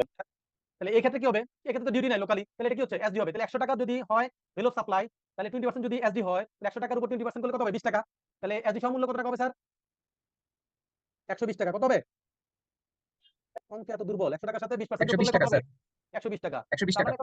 মানে এখন হবে কিভাবে? 100 টাকার উপর 20% যোগ করে 120 হবে। এটা বুঝতে সবার অবস্থা খারাপ। তাহলে 120 টাকা হইলো। তাহলে এই 120 টাকার উপর 15% ভ্যাট হলে কত হয় স্যার? 18 টাকা। কত টাকা? 18 টাকা। তাহলে 120 টাকা প্লাস 18 টাকা, তাহলে কনসিডারেশন কত দাঁড়াইলো? 120 আর 18 কত হয়? 138 টাকা। 38 টাকা। আমরা ম্যাথে এত দুর্বল যে স্যার আমি ক্যালকুলেটর ছাড়া গুনতেই পারি না। 138 টাকা। তাহলে দেখেন এসডি যখন হয় তাই তখন ক্যালকুলেশন কিভাবে হচ্ছে? আর এসডি না থাকলে সরাসরি ভ্যালু অফ সাপ্লাইয়ের উপর, রাইট? তাহলে ভ্যালু অফ সাপ্লাইয়ের উপর এসডি হবে, এসডি সহ মূল্যের উপর ভ্যাট হবে। মনে রাখতে হবে কি? এসডি সহ মূল্যের উপর কি হবে? এসডি সহ মূল্যের উপর ভ্যাট হবে। তাহলে পরীক্ষায় ম্যাথ আসলে করতে পারবো। শেয়ার মার্কেট ভ্যালু আমরা প্রথম দিন আলোচনা করেছিলাম যে এটা যদি এরকম কাস্টমার সেলার বায়ার রিয়েল রিলেশনশিপের মধ্যে হয়, তাহলে ওকে যদি না হয়, তাহলে সেই ক্ষেত্রে ফেয়ার মার্কেট ভ্যালু জাজমেন্টের ইস্যু আসে, এবং সেই ক্ষেত্রে কিছু সেটার জন্য গাইডলাইন আছে। সেই গাইডলাইনের জন্য হচ্ছে এসআরও নাম্বার, যেটা কত নাম্বার 180 নাম্বার এসআরও, সেখানে বলেছে যে এই যে 10% কি বলেছে? যদি নরমাল বায়ার সেলারের সাথে যেই প্রাইস আর আপনি আপনার পরিচিত রিলেটেড পার্টির সাথে যে প্রাইস, এর মধ্যে যদি দেখা যায় যে 10% এর বেশি কি হয়, ভ্যালু ভেরি করে, তাহলে সেই ক্ষেত্রে এটার কি বাইর করতে হবে? ফেয়ার মার্কেট ভ্যালু যাচাই করতে হবে। তাহলে 10% পর্যন্ত ভ্যালু ভেরি করলে সেক্ষেত্রে ফেয়ার মার্কেট ভ্যালু যাচাই হবে না, কিন্তু 10% এর বেশি যদি ভেরি করে তাহলে সেক্ষেত্রে কি হবে? ফেয়ার মার্কেট ভ্যালু যাচাই হবে। এবং সেক্ষেত্রে ফেয়ার মার্কেট ভ্যালু যাচাই করার জন্য মেথড কয়টা? 5টা। এই 5টা মেথডে ফেয়ার মার্কেট ভ্যালু যাচাই হয়। পরীক্ষা আসতে পারে যে যদি এরকম ভ্যালু ভেরি করে, তাহলে কত পার্সেন্ট ভেরি করলে ফেয়ার মার্কেট ভ্যালু যাচাই করতে হবে? আনসার কি হবে? 10 এর বেশি।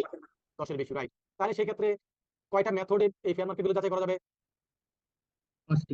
5টা। আবার পরীক্ষা আসতে পারে যে নিচের কোনটা ফেয়ার মার্কেট ভ্যালু যাচাইয়ের মেথড নয়, তাহলে সে করলো কি 5টার মধ্যে 4টা দিলে এখান থেকে আরেকটা বাইরে থেকে লিখে দিল, তাহলে আপনি তখন ওই বাইরে থেকে যেটা দিচ্ছে সেটা এই মেথড নয় সেটা বলতে পারবেন, রাইট? জি স্যার। 5টা মেথডের নাম জানতে হবে, 5টা মেথডের নাম জানতে হবে। তারপর আবার পরীক্ষা আসবে যে এই 5টা মেথডের মধ্যে সবচেয়ে রিলায়েবল এবং সবচেয়ে প্রায়োরিটি দেওয়া হয় কোন মেথডকে? 5টার মধ্যে কোন মেথডকে সবচেয়ে বেশি প্রায়োরিটি দেওয়া হয়, গুরুত্ব দেওয়া হয় কোন মেথডকে? কার পাশে স্টার মার্ক দেওয়া আছে? Objective approximation. হ্যাঁ, এই অবজেক্টিভ অ্যাপ্রক্সিমেশন মেথড হচ্ছে নৈর্ব্যক্তিক গড় মেথড, বাংলায় বলে নৈর্ব্যক্তিক গড় মেথড, তাহলে এভারেজ মেথড। এই মেথডটা হচ্ছে সবচেয়ে বেশি কি গ্রহণযোগ্য মেথড। তাহলে পরীক্ষা যদি আসে 5টা মেথডের মধ্যে কোন মেথডটা সবচেয়ে বেশি গ্রহণযোগ্য method sir? Objective approximation method. Okay. এবং এই যে দেখেন সেক্ষেত্রে বলছে কি the average prices of minimum 3, তাহলে কমপক্ষে 3টা প্রাইস এবং সর্বোচ্চ 7টা, তাহলে 3 থেকে 7টা ডিফারেন্ট প্রাইস নিয়ে সেটার এভারেজ করে তাকে কি করতে হবে? এই অবজেক্টিভ অ্যাপ্রক্সিমেশন মেথডে প্রাইস বের করতে হবে। তাহলে কমপক্ষে কয়টা প্রাইস নিতে হবে? 3টা। আপনি যে প্রোডাক্টটা বিক্রি করছেন, এই প্রোডাক্টটা মনে করেন আপনি হয়তো 10 জন কাস্টমারের কাছে বিক্রি করছেন, তার মধ্যে 2 জন কাস্টমার হচ্ছে আপনার রিলেটেড পার্টি। 2 জন কাস্টমার কি রিলেটেড পার্টি। Related party. তাহলে আপনার রিলেটেড পার্টি বাদ দিয়ে আর কয়জন কাস্টমার আছে? 8 জন। তাহলে সেক্ষেত্রে বলছে যে এভারেজটা কিভাবে নিব? কমপক্ষে 3 জন আর সর্বোচ্চ কত? 7 জন। তাহলে আমি 4 জন ওই 4টা প্রাইস ওই 8টা কাস্টমারের মধ্যে যে প্রাইসে বিক্রি করছি সেখান থেকে যে কোনো 4টা 5টা বা 6টা বা 7টা পর্যন্ত প্রাইসকে কি করব আমরা? কমপক্ষে 3টা সর্বোচ্চ 7টা প্রাইসকে নিয়ে এটাকে এভারেজ করব। এই মেথডে হচ্ছে অবজেক্টিভ অ্যাপ্রক্সিমেশন মেথডে ক্যালকুলেশনের কথা বুঝতে পারছি কিনা স্যার? তাহলে পরীক্ষা আসতে পারে যে কমপক্ষে কয়টা প্রাইস নিয়ে এই অবজেক্টিভ অ্যাপ্রক্সিমেশন মেথডে কাজ করতে হবে? আনসার কি হবে? 3, মিনিমাম 3 ম্যাক্সিমাম 7. 7। পরীক্ষা কি কোশ্চেন আসবে, কি আনসার হবে বলে দিচ্ছি, তারপরেও পাস করতে কি কোনো কঠিন হবে স্যার? হবে না। এরপর বলছে যে যখন ফেয়ার মার্কেট ভ্যালু যাচাই করা হয় সেই ক্ষেত্রে এই কোন মেথডে যাচাই করতে হবে এটা এই যে দেখেন serial number 5 can be applied without following the sequence. উপরে কয়টা আছে? 5টা আছে। এক, তাহলে বলছে যে প্রথমে এটা যাচাই করব, তারপর এটাতে না হলে 2 নাম্বার, 2 নাম্বারে না হলে 3 নাম্বার, 3 নাম্বার না হলে 4 নাম্বার। কারণ দেখা গেল যে 1 নাম্বার করার জন্য যে ডাটা দরকার আপনার কাছে ডাটা अवेलेबल নাই, তাহলে এই মেথডে বের করতে পারছেন না, তাহলে কোন মেথডে যাবেন? 2 এ যদি ওই ডাটা না পান তাহলে কোথায় যাবেন? 3 এ। 3 এ না গেলে 4 এ, তাহলে এইভাবে সিরিয়াল মেইনটেইন করতে বলছে। কিন্তু বলছে যে 5 নাম্বারের ক্ষেত্রে কোনো সিরিয়াল ফলো করা দরকার না, আপনি সরাসরি 5 নাম্বার করতে পারেন। কথা বুঝতে পারছি না পারি নাই স্যার? এই যে বলছে serial number can be applied without following the sequence, উপরে যে 1 2 3 সিরিয়াল করে আসতে হবে, তাহলে 5 নাম্বার অ্যাপ্লাইয়ের ক্ষেত্রে আগে 4টা ফলো না করলেও চলবে। কিন্তু যদি 3 নাম্বার মেথড ফলো করতে যান তাহলে আপনাকে আগে 2টা মেথড ফলো করে আসতে হবে, ওই 2 মেথডে ফেল করলে 3 নাম্বার মেথড। কথা বুঝতে পারছি কিনা? জি স্যার। আর আপনি যদি এই 5 নাম্বার মেথডটা অন্য কোনো মেথডে করেন তাহলে সেই ক্ষেত্রে কার পারমিশন লাগবে? এডিশনাল কমিশন বা জয়েন্ট কমিশনের কাছ থেকে কি করতে হবে? পারমিশন নিয়ে, যে আমি এই মেথড ফলো করতেছি তার কাছে পারমিশন নিয়ে করতে হবে। কথা বুঝতে পারছি স্যার? ওকে, তাহলে ট্যাক্সেবল সাপ্লাই রিলেটেড পার্টির মধ্যে বা তাহলে এখানে availability of consideration transaction value, এটার উপর নির্ভর করে যদি ডাটা থাকে তাহলে yes, consideration transaction value is fair market value. তাহলে এমন যদি হয় যে আপনার নন অ্যাসোসিয়েট পারসনের কাছে বিক্রি করছেন, যার সাথে আপনার কোনো রিলেশন নাই, একদম রিয়েল বায়ার সেলার ট্রানজাকশন, তাহলে সেক্ষেত্রে কি ফেয়ার মার্কেট ভ্যালু যাচাই করার দরকার আছে স্যার? নাই, এটা বলেছে। যদি সেখানে একদম নন অ্যাসোসিয়েট পারসনের কাছে বিক্রি করেন তাহলে সেক্ষেত্রে বলছে যে আপনার ফেয়ার মার্কেট ভ্যালু কোনটা, আপনি যে প্রাইসে বিক্রি করছেন সেটাই ফেয়ার মার্কেট ভ্যালু, রাইট? আর যদি এরকম কোনো প্রাইস না থাকে তাহলে সেক্ষেত্রে কি হবে? কমিটি তখন যাচাই করবে, এটা ভালো কথা। তারপর বলছে যদি অ্যাসোসিয়েট পারসনের কাছে সেল করে তাহলে সেক্ষেত্রে আমাদেরকে দেখতে হবে কি তার ট্রানজাকশন প্রাইস আপনার কাছে অ্যাভেলেবল আছে কিনা। যদি না থাকে তাহলে আপনাকে ফেয়ার মার্কেট ভ্যালু যাচাই করতে হবে। যদি থাকে এবং সেটা যদি 10% বেশি কিনা হয়, বেরি না করে, তাহলে সেই ক্ষেত্রে ফেয়ার মার্কেট ভ্যালু যাচাই করা দরকার। 10% বেশি হলে কি করতে হবে? আচ্ছা, আমরা সেকেন্ড ক্লাসে কনসিডারেশনের ডেফিনিশন দেওয়ার সময় সেখানে একটা জায়গায় বলেছিলাম যে ডিসকাউন্টটা কনসিডারেশনের মধ্যে ইনক্লুড হবে না, মনে আছে কিনা স্যার? জি স্যার। জি স্যার। ওকে, পরীক্ষায় আসবে যে এই ডিসকাউন্টটা ইয়ারলি কত টাকা পর্যন্ত ডিসকাউন্ট দেওয়া যাবে। আগে ছিল 20,000, এখন কত? 50,000। তাহলে একটা ফিসকাল ইয়ারে আপনি সর্বোচ্চ একটা ট্রানজাকশনে হোক 50টা ট্রানজাকশন মিলে হোক টোটাল সারা বছরে 50,000 টাকা বেশি ডিসকাউন্ট দিতে পারবেন না। তাহলে 50,000 টাকা পর্যন্ত ডিসকাউন্ট হইলো, এর উপর ভ্যাট হবে না, কিন্তু আপনি ডিসকাউন্ট দিতে পারবেন। আপনি 10,000 কোটি টাকা ডিসকাউন্ট দিয়েছেন, কিন্তু সেই ডিসকাউন্টটা কি হবে? এই ডিসকাউন্ট আসলে এখানে এই ডিসকাউন্ট যেটা বলছে সেটা ডিসকাউন্ট, এটা হচ্ছে ওই যে আমরা যখন স্যাম্পল দেই না স্যার, বিনামূল্যে স্যাম্পল সাপ্লাই দেই না, যেমন ডাক্তারদের কাছে কি স্যাম্পল দেই না স্যার আমরা? আপনি কারো কাছে যদি স্যাম্পল দেন অথবা বিনামূল্যে কারো কাছে সাপ্লাই দেন তাহলে সেটা সর্বোচ্চ কত টাকা বিনামূল্যে দিতে পারবেন? 50,000। 50,000। তাহলে এই যে ডাক্তাররা যে ডাক্তারদের কাছে যে বিভিন্ন ওষুধ কোম্পানি ওষুধ দেয়, তো সারা বছরে কি একটা কোম্পানি মাত্র 50,000 টাকার ওষুধ ফ্রি স্যাম্পল দেয় স্যার, না কোটি কোটি টাকা দেয়? তাহলে ওই 50,000 টাকা বাদ দিয়ে বাকি যত কোটি কোটি টাকা দিয়েছে সেটার উপর সে ভ্যাট দিতে হচ্ছে। কি দিতে হচ্ছে? পরীক্ষা আসতে পারে যে কত টাকা পর্যন্ত ভ্যাট ছাড়া ফ্রি স্যাম্পল দেওয়া যাবে। আনসার কত হবে? 50,000। 50,000 in a fiscal year, in a fiscal year. মনে থাকবে স্যার?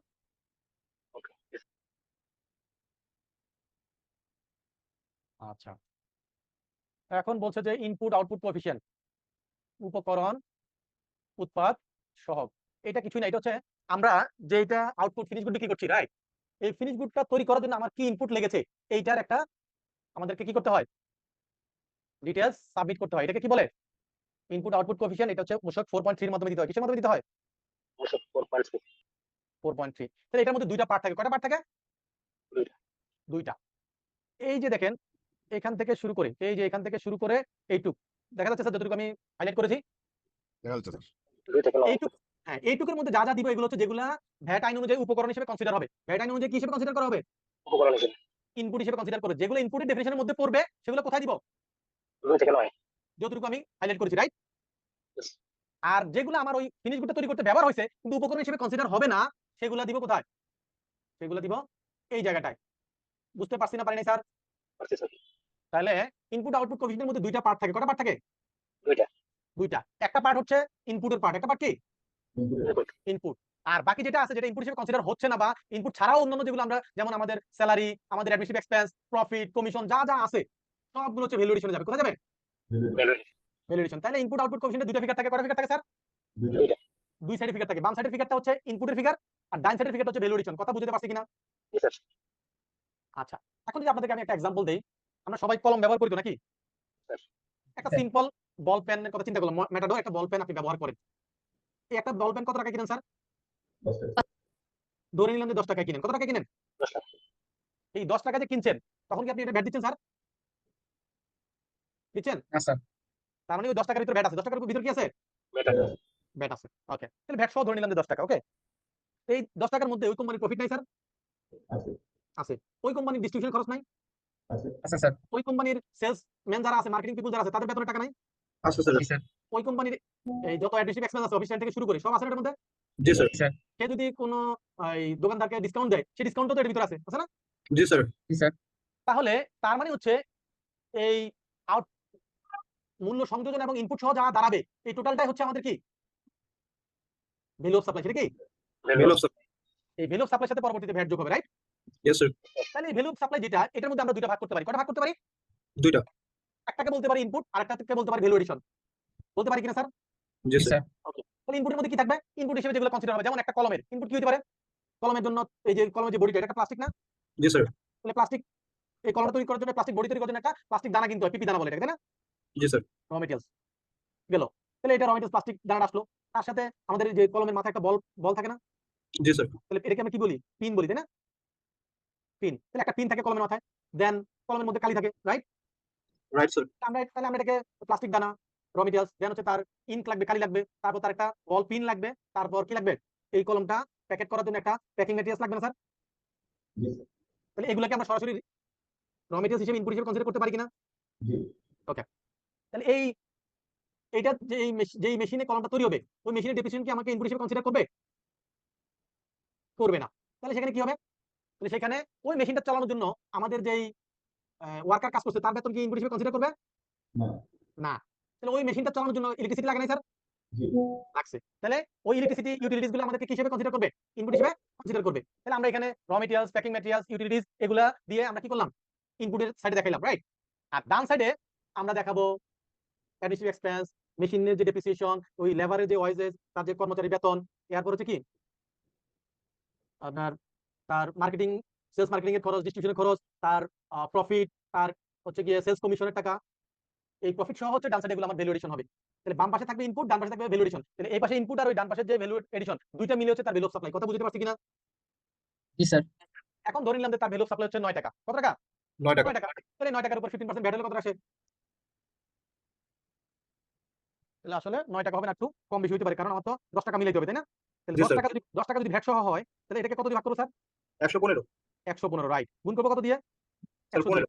100 দিয়ে গুণ করলাম, তাহলে আমরা এটার ভ্যালু সাপ্লাই পেয়ে যাবো। তাহলে 8.695 আসতেছে আমার কি ভ্যালু সাপ্লাই। রাউন্ড যদি করি তাহলে 8.7 আসতেছে। কত আসতেছে? 8.7। এই 8.7 এর উপর 15% ভ্যাট যোগ করলে আমাদের 10 টাকা হচ্ছে। ক্লিয়ার? Yes, sir. তাহলে 8.7 হচ্ছে আমাদের টোটাল ভ্যালু এডিশন। এইটার ভ্যালু সাপ্লাই কত? 8.7। এখন এর মধ্যে যদি ধরি যে আমরা 8.7 এর মধ্যে আপনার ইনপুট ছিল 5 টাকা, তাহলে বাকি 3.7 কত হবে? এটা হবে ভ্যালু এডিশন, ডান পাশের যোগফল, রাইট? Yes, sir. এবং এই যে 8 টাকা 70 পয়সা আসলো, এই টাকাটা বলছে যে যদি এইটা যদি 7.5% এর বেশি, কত পার্সেন্ট বেশি? 7.5%। 5% এর বেশি যদি ভেরি করে, তাহলে আপনাকে নতুন করে আবার কি করতে হবে? 4.3 সাবমিট করতে হবে। সে আপনি একটা এই যে 10 টাকা যেটা দিয়েছেন, এটা 7.5% এড করলে কত হয় বলেন তো? 10 টাকা 75 পয়সা, রাইট? কত হয়? 10 টাকা 75 পয়সা। তাহলে আপনার যদি কলমের মূল্যটা 10 টাকা 75 পয়সা, এটা তো ভ্যাটটা ছাড়া চিন্তা করতে হবে। তাহলে আমাদের 8 টাকা 70, কত? 8 টাকা 70। তাহলে 8 টাকা 70 এর 1.75% করলে কত হয় বলেন তো? 8 টাকা 70। তাহলে আমরা 8.7 গুণন 1.075, রাইট? তাহলে 9 টাকা 35 পয়সা পর্যন্ত এটা প্রাইস ভ্যালু সাপ্লাই হইলে নতুন করে কি করতে হবে না? ভ্যালু এডিশন এই 4.3 দিতে হবে না। কিন্তু 7.5% বেশি যদি পরিবর্তন হয়, দেখা গেল 12%, 10%, 15% পরিবর্তন হয়ে গেছে, তাহলে কি করতে হবে? আবার নতুন করে 4.3 সাবমিট করতে হবে। তাহলে পরীক্ষা আসতে পারে যে কত পার্সেন্ট পর্যন্ত উপকরণের মূল্য অথবা কাঁচা মালের মূল্য কি পরিবর্তন হইলে কি করতে হবে না? 4.3 হ্যাঁ, তাহলে আমাদের হলে 7.5% বেশি পরিবর্তন হলে, তাহলে বাড়তেও পারে, কমতেও পারে। 7.5% যদি বেড়ে যায় বা কমে যায়, তাহলে আমাকে নতুন করে 4.3 দিতে হবে। একটু জানলে হবে, পরীক্ষা এটা আসবে। ঠিক আছে স্যার? ওকে। এখন দেখেন, তাহলে এই 4.3 কাদেরকে দিতে হবে? পরীক্ষা আসবে। পরীক্ষায় যে 4.3 কাদেরকে সাবমিট করতে হবে? যারা গুডস সাপ্লাই করে। কি সাপ্লাই করে? গুডস সাপ্লাই করে। যারা সার্ভিস সাপ্লাই করে তাদের ক্ষেত্রে কি লাগবে না? 4.3 লাগবে না। তাহলে যারা গুডস সাপ্লাই করে তাদের ক্ষেত্রে 4.3 সাবমিট করতে হবে। কখন সাবমিট করতে হবে? সে ওই গুডসটা তৈরি করা অথবা বিক্রি করার পূর্বে। তার মানে আপনি ফার্স্ট টাইম যখন সেল করবেন তার আগে আপনাকে 4.3 সাবমিট করতে হবে। তাহলে এখানে বলছে যে ব্যতিক্রম কাদের ক্ষেত্রে 4.3 সাবমিট করতে হবে না? যারা 100% এক্সপোর্ট ওরিয়েন্টেড প্রতিষ্ঠান গুডস সাপ্লাই করে, তাদের কি করতে হবে না? এটা পরীক্ষা আসতে পারে যে গুডস সাপ্লাই করে কিন্তু 4.3 সাবমিট করতে হবে না, এরকম কারা? আনসার হবে 100% এক্সপোর্ট ওরিয়েন্টেড ইন্ডাস্ট্রি। মনে থাকবে স্যার? জি, স্যার। হ্যাঁ, এখন কোশ্চেন আসতে পারে স্যার 100% এক্সপোর্ট ওরিয়েন্টেড বলতে কি বুঝি, রাইট? এখানে দেখে বুঝতেছি যে হয়তো এরকম যে আমি যা অপারেশন করব সম্পূর্ণ আমি কোথায় কি করব? এক্সপোর্ট করব, লোকালি সেল করব না, রাইট? এটা এখান থেকে আমরা যদি ইংলিশে বাংলায় কনভার্ট করি আনসারটা তাই হয়, রাইট? তর্জমা করলে। কিন্তু বাস্তবতা তাই না। এটা কাস্টমস অ্যাক্টে বলেছে যে 100% এক্সপোর্ট ওরিয়েন্টেড প্রতিষ্ঠান বলতে কি বোঝায়? কোথায় বলা আছে এটা? কাস্টমস অ্যাক্টে। সেখানে বলেছে যে 100% এক্সপোর্ট ওরিয়েন্টেড প্রতিষ্ঠান বলতে বোঝায় তার টোটাল প্রোডাকশনের যদি সে 80% এর বেশি কি করে এক্সপোর্ট করে। এক্সপোর্ট করে। তাহলে আপনি যদি 80% এর বেশি এক্সপোর্ট করেন তাহলে আপনি 100%, 85% করছেন, 90% করছেন, 81% করছেন, তাহলে কি আপনি 100% এক্সপোর্ট ওরিয়েন্টেড প্রতিষ্ঠান। কথা বুঝতে পারছেন স্যার? Yes, sir. ওকে। এই যে ভ্যাট, কি বলছে, payment of VAT on taxable supply, এটা কখন পেমেন্টটা করব, প্রোভাইড দ্য রিলেশনশিপ, এগুলো আমরা এই যে দেখেন এখানে বলছে যে এটা মনে রাখতে হবে যে ভ্যাট কখন পেয়েবল হয়। ভ্যাট আইন অনুযায়ী ট্যাক্সেবল সাপ্লাইর উপর এটা এই ট্যাক্সটা কখন পেয়েবল হবে, ভ্যাটটা কখন পেয়েবল হবে। বলছে যে এটা পেয়েবল হবে 4টা ঘটনার মধ্যে, যেই ঘটনাটা আগে ঘটবে, 4টা ঘটনার মধ্যে যেই ঘটনা আগে ঘটবে তখন ভ্যাট অ্যাপ্লিকেবল হবে, ভ্যাট পেয়েবল কি হবে, অব্লিগেশন ক্রিয়েট হবে, পেমেন্ট না, এটা হচ্ছে লায়াবিলিটি ক্রিয়েট হবে। কি হবে? লায়াবিলিটি ক্রিয়েট হবে। তাহলে কখন ভ্যাট লায়াবিলিটি ক্রিয়েট হবে? 4টা ঘটনার মধ্যে যেটা আগে ঘটবে। প্রথমটা কি বলেছে, আপনি যখন সাপ্লাই করেন। দ্বিতীয়টা বলেছে আপনি যখন ইনভয়েস করেন। তৃতীয়টা বলেছে যখন আপনি আংশিক অথবা সম্পূর্ণ পেমেন্ট পান। তাহলে আপনি যখন সাপ্লাই দিচ্ছেন অথবা আপনি যখন ওই সাপ্লাই এগেইনস্টে 6.3 ইনভয়েস ট্যাক্স ইনভয়েস করছেন সেটা, অথবা আপনি যখন এটার এগেইনস্টে পেমেন্ট পাচ্ছেন, রাইট? এই তিনটার মধ্যে যে ঘটনাটা আগে ঘটবে তখন আপনার ভ্যাট লায়াবিলিটি ক্রিয়েট হবে। এটা এখান থেকে পড়লে এইভাবে মনে রাখাটা কঠিন। আমি যদি একটা এক্সাম্পল দেই তাহলে আপনাদের একদম সহজ যে মনে থাকবে, মুখস্থ করা লাগবে না। তখন মনে করেন আপনার পলিসি হচ্ছে আপনি কি করেন, অ্যাডভান্স টাকা কাস্টমার কাছ থেকে আগে নেন, তারপর মাল ডেলিভারি দেন, রাইট? এখন যদি জানুয়ারি মাসে আপনি কোনো কাস্টমারের কাছ থেকে জানুয়ারির 10 তারিখে আপনি অ্যাডভান্স নেন, জানুয়ারি কত তারিখে অ্যাডভান্স নিয়েছেন? 10 তারিখে। 10 তারিখে। তাকে যদি আপনি এই গুডসটা সাপ্লাই দেন ফেব্রুয়ারির 5 তারিখে, কখন দিলেন? ফেব্রুয়ারি 5 তারিখ। ফেব্রুয়ারি 5 তারিখে। আর যখন ডেলিভারি দিচ্ছেন তখন আপনি সাথে ইনভয়েসটাও দিয়ে দিয়েছেন। তাহলে এই তিনটা ঘটনার মধ্যে কোন ঘটনাটা আগে ঘটেছে? ইনভয়েসটা দিছি, স্যার। আমি টাকা পেয়েছি জানুয়ারি 10 তারিখে, এটা আগে ঘটেছে, রাইট? Yes, sir. তাহলে এটা যে আগে ঘটেছে এটা কোন ট্যাক্স পিরিয়ডে ঘটেছে? জানুয়ারি ট্যাক্স পিরিয়ড। তাহলে যেই ট্যাক্স পিরিয়ডে এই তিনটা ঘটনার মধ্যে যে ঘটনা আগে ঘটবে সেটা যে ট্যাক্স পিরিয়ডে পড়বে সেই ট্যাক্স পিরিয়ডে আপনার লায়াবিলিটি ক্রিয়েট হবে। তাহলে জানুয়ারিতে আপনার ট্যাক্স লায়াবিলিটি ক্রিয়েট হবে, রাইট? এখন যদি এমন হইতো যে উল্টা, যে ফেব্রুয়ারিতে আপনি ডেলিভারি করেছেন কিন্তু সেটার পেমেন্ট পেয়েছেন এপ্রিল মাসে, তাহলে কোন ঘটনা আগে ঘটেছে? আমরা এটা আগে করেছি। ডেলিভারিটা আগে Delivery. ডেলিভারিটা কোন পিরিয়ডে হয়েছে? ফেব্রুয়ারিতে।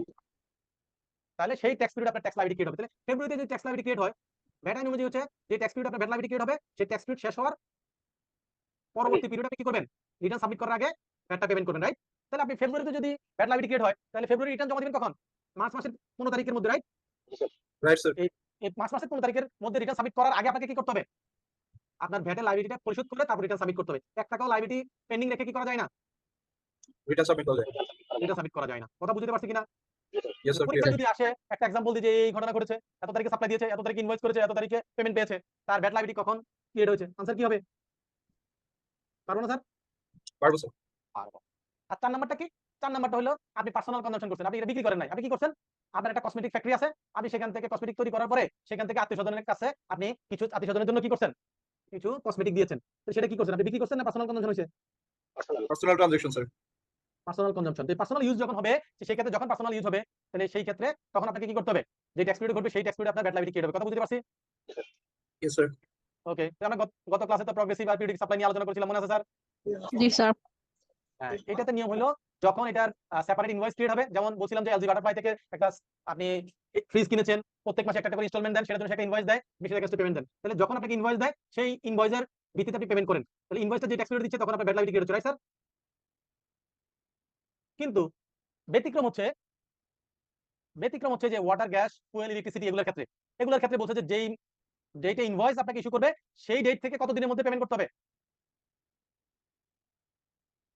90 দিন। এই যে ইলেকট্রিসিটি কোম্পানি, মনে করেন DESCO, Dhaka electricity supply company, তারা কি করে আপনার বাসায় ইলেকট্রিসিটি সাপ্লাই দেয়, রাইট?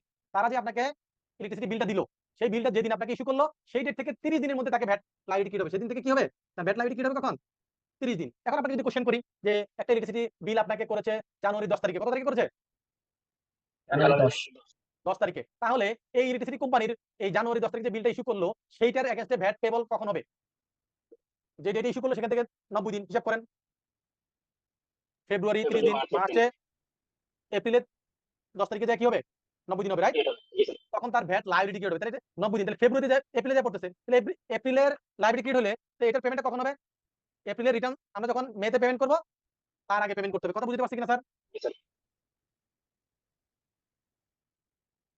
তাহলে এই ইলেকট্রিসিটি, গ্যাস, পানি, ফুয়েল এগুলোর ক্ষেত্রে বলেছে যে যারা এরকম ডিস্ট্রিবিউশন নেটওয়ার্ক হিসেবে কাজ করে তাদের ক্ষেত্রে ইনভয়েস ডেট থেকে 90 দিনের মধ্যে তার লায়াবিলিটি ক্রিয়েট হবে। কি ক্রিয়েট হবে? ভ্যাটের লায়াবিলিটি ক্রিয়েট হবে, লায়াবিলিটি ক্রিয়েট হলো, লায়াবিলিটি ক্রিয়েট হলে পেমেন্ট করবো কখন? যেই পিরিয়ডে লায়াবিলিটি ক্রিয়েট হবে তার পরবর্তী মাসের 15 তারিখের মধ্যে রিটার্ন সাবমিট করার আগে, রাইট? লায়াবিলিটি ক্রিয়েট হবে এপ্রিল মাসে, পেমেন্ট করবো মে মাসের 15 তারিখের মধ্যে। ক্লিয়ার, মনে থাকবে স্যার? আচ্ছা, আমরা আজকে এটুকু পর্যন্ত ক্লোজ করি। অনেক কিছু মাথায় ঢুকছে, মনে থাকবে কিনা জানি না, এজন্য আজকে আর বেশি আলোচনা করবো না, ঠিক আছে? জি তবে স্যার আমাদেরকে যেটা করতে হবে, মনে রাখতে হবে আমরা কত নাম্বার পেজে আছি, এটা একটু নেক্সট ক্লাসে মনে করাই দেওয়ার জন্য যে কত পর্যন্ত 312 স্যার। 312 নাম্বার পেজে আছি, এটা নেক্সট ক্লাসে একটু মনে করাই দিবেন। আমরা আমাদের টোটাল ক্লাস পাবো 12টা, কয়টা পাবো? 12টা থেকে 14টা। তার মধ্যে আমরা 10টা ক্লাস ভ্যাটের পিছনে রাখবো, আর 2টা ক্লাস কিসের জন্য? কাস্টমসের জন্য। সেই ক্ষেত্রে আমাদের 10টা ক্লাস যদি হয়, আমাদের ম্যানুয়ালে আছে 60 পেজ। কত পেজ? 60 পেজ। তাহলে পার ডে কত পেজ পড়তে হবে আমাদেরকে? 6 পেজ। আজকে আমাদের 6 নাম্বার ক্লাস শেষ হলো, তাহলে 6 পেজ হলে কত হবে? 36 পেজ হবে, তাই না? কিন্তু আমরা আছি কোথায়? 32। তাহলে 4 পেজ পিছনে আছে নাকি? এটা কোনো ব্যাপার না, কারণ সামনের অনেকগুলো জিনিস আমাদের অলরেডি পড়াশোনা করা হয়ে গেছে। তখন দেখবেন যে সেখানে এগুলো অনেক দ্রুত শেষ। যেমন দেখেন এই যেগুলো, এগুলো পড়ানো হয়ে গেছে না স্যার? ব্যাটারি রেটগুলো? স্যার এগুলো দেখাইছিলেন। জি, রাইট। তো সামনেরগুলো দেখবেন যে আমরা পরের ক্লাসগুলোতে সময় কম লাগবে, হ্যাঁ, আমরা অনেক ফাস্টে যেতে পারবো। তো আমরা 10টা ক্লাসে ইনশাআল্লাহ ভ্যাটের টোটাল সিলেবাসটা কি করতে পারবো? খুব সুন্দরভাবে কমপ্লিট করতে পারবো। এবং আপনাদের কাছে যেটা রিকোয়েস্ট হবে যে ক্লাসগুলো ঠিকমতো ফলো করেন। আপনি ভ্যাটে 40-40 পাবেন পরীক্ষায়, পাস করতে লাগে আর 10 মার্ক। তো তাহলে সিএল এর প্রিন্সিপাল অফ ট্যাক্সেশন পাস করার জন্য কোনো কঠিন বিষয় স্যার? ইনশাআল্লাহ স্যার পারবো। পারবো। ওকে, তো আজকে এই পর্যন্ত সবাই ভালো থাকবেন, দোয়া করবেন। আসসালামু আলাইকুম স্যার। আসসালামু আলাইকুম স্যার।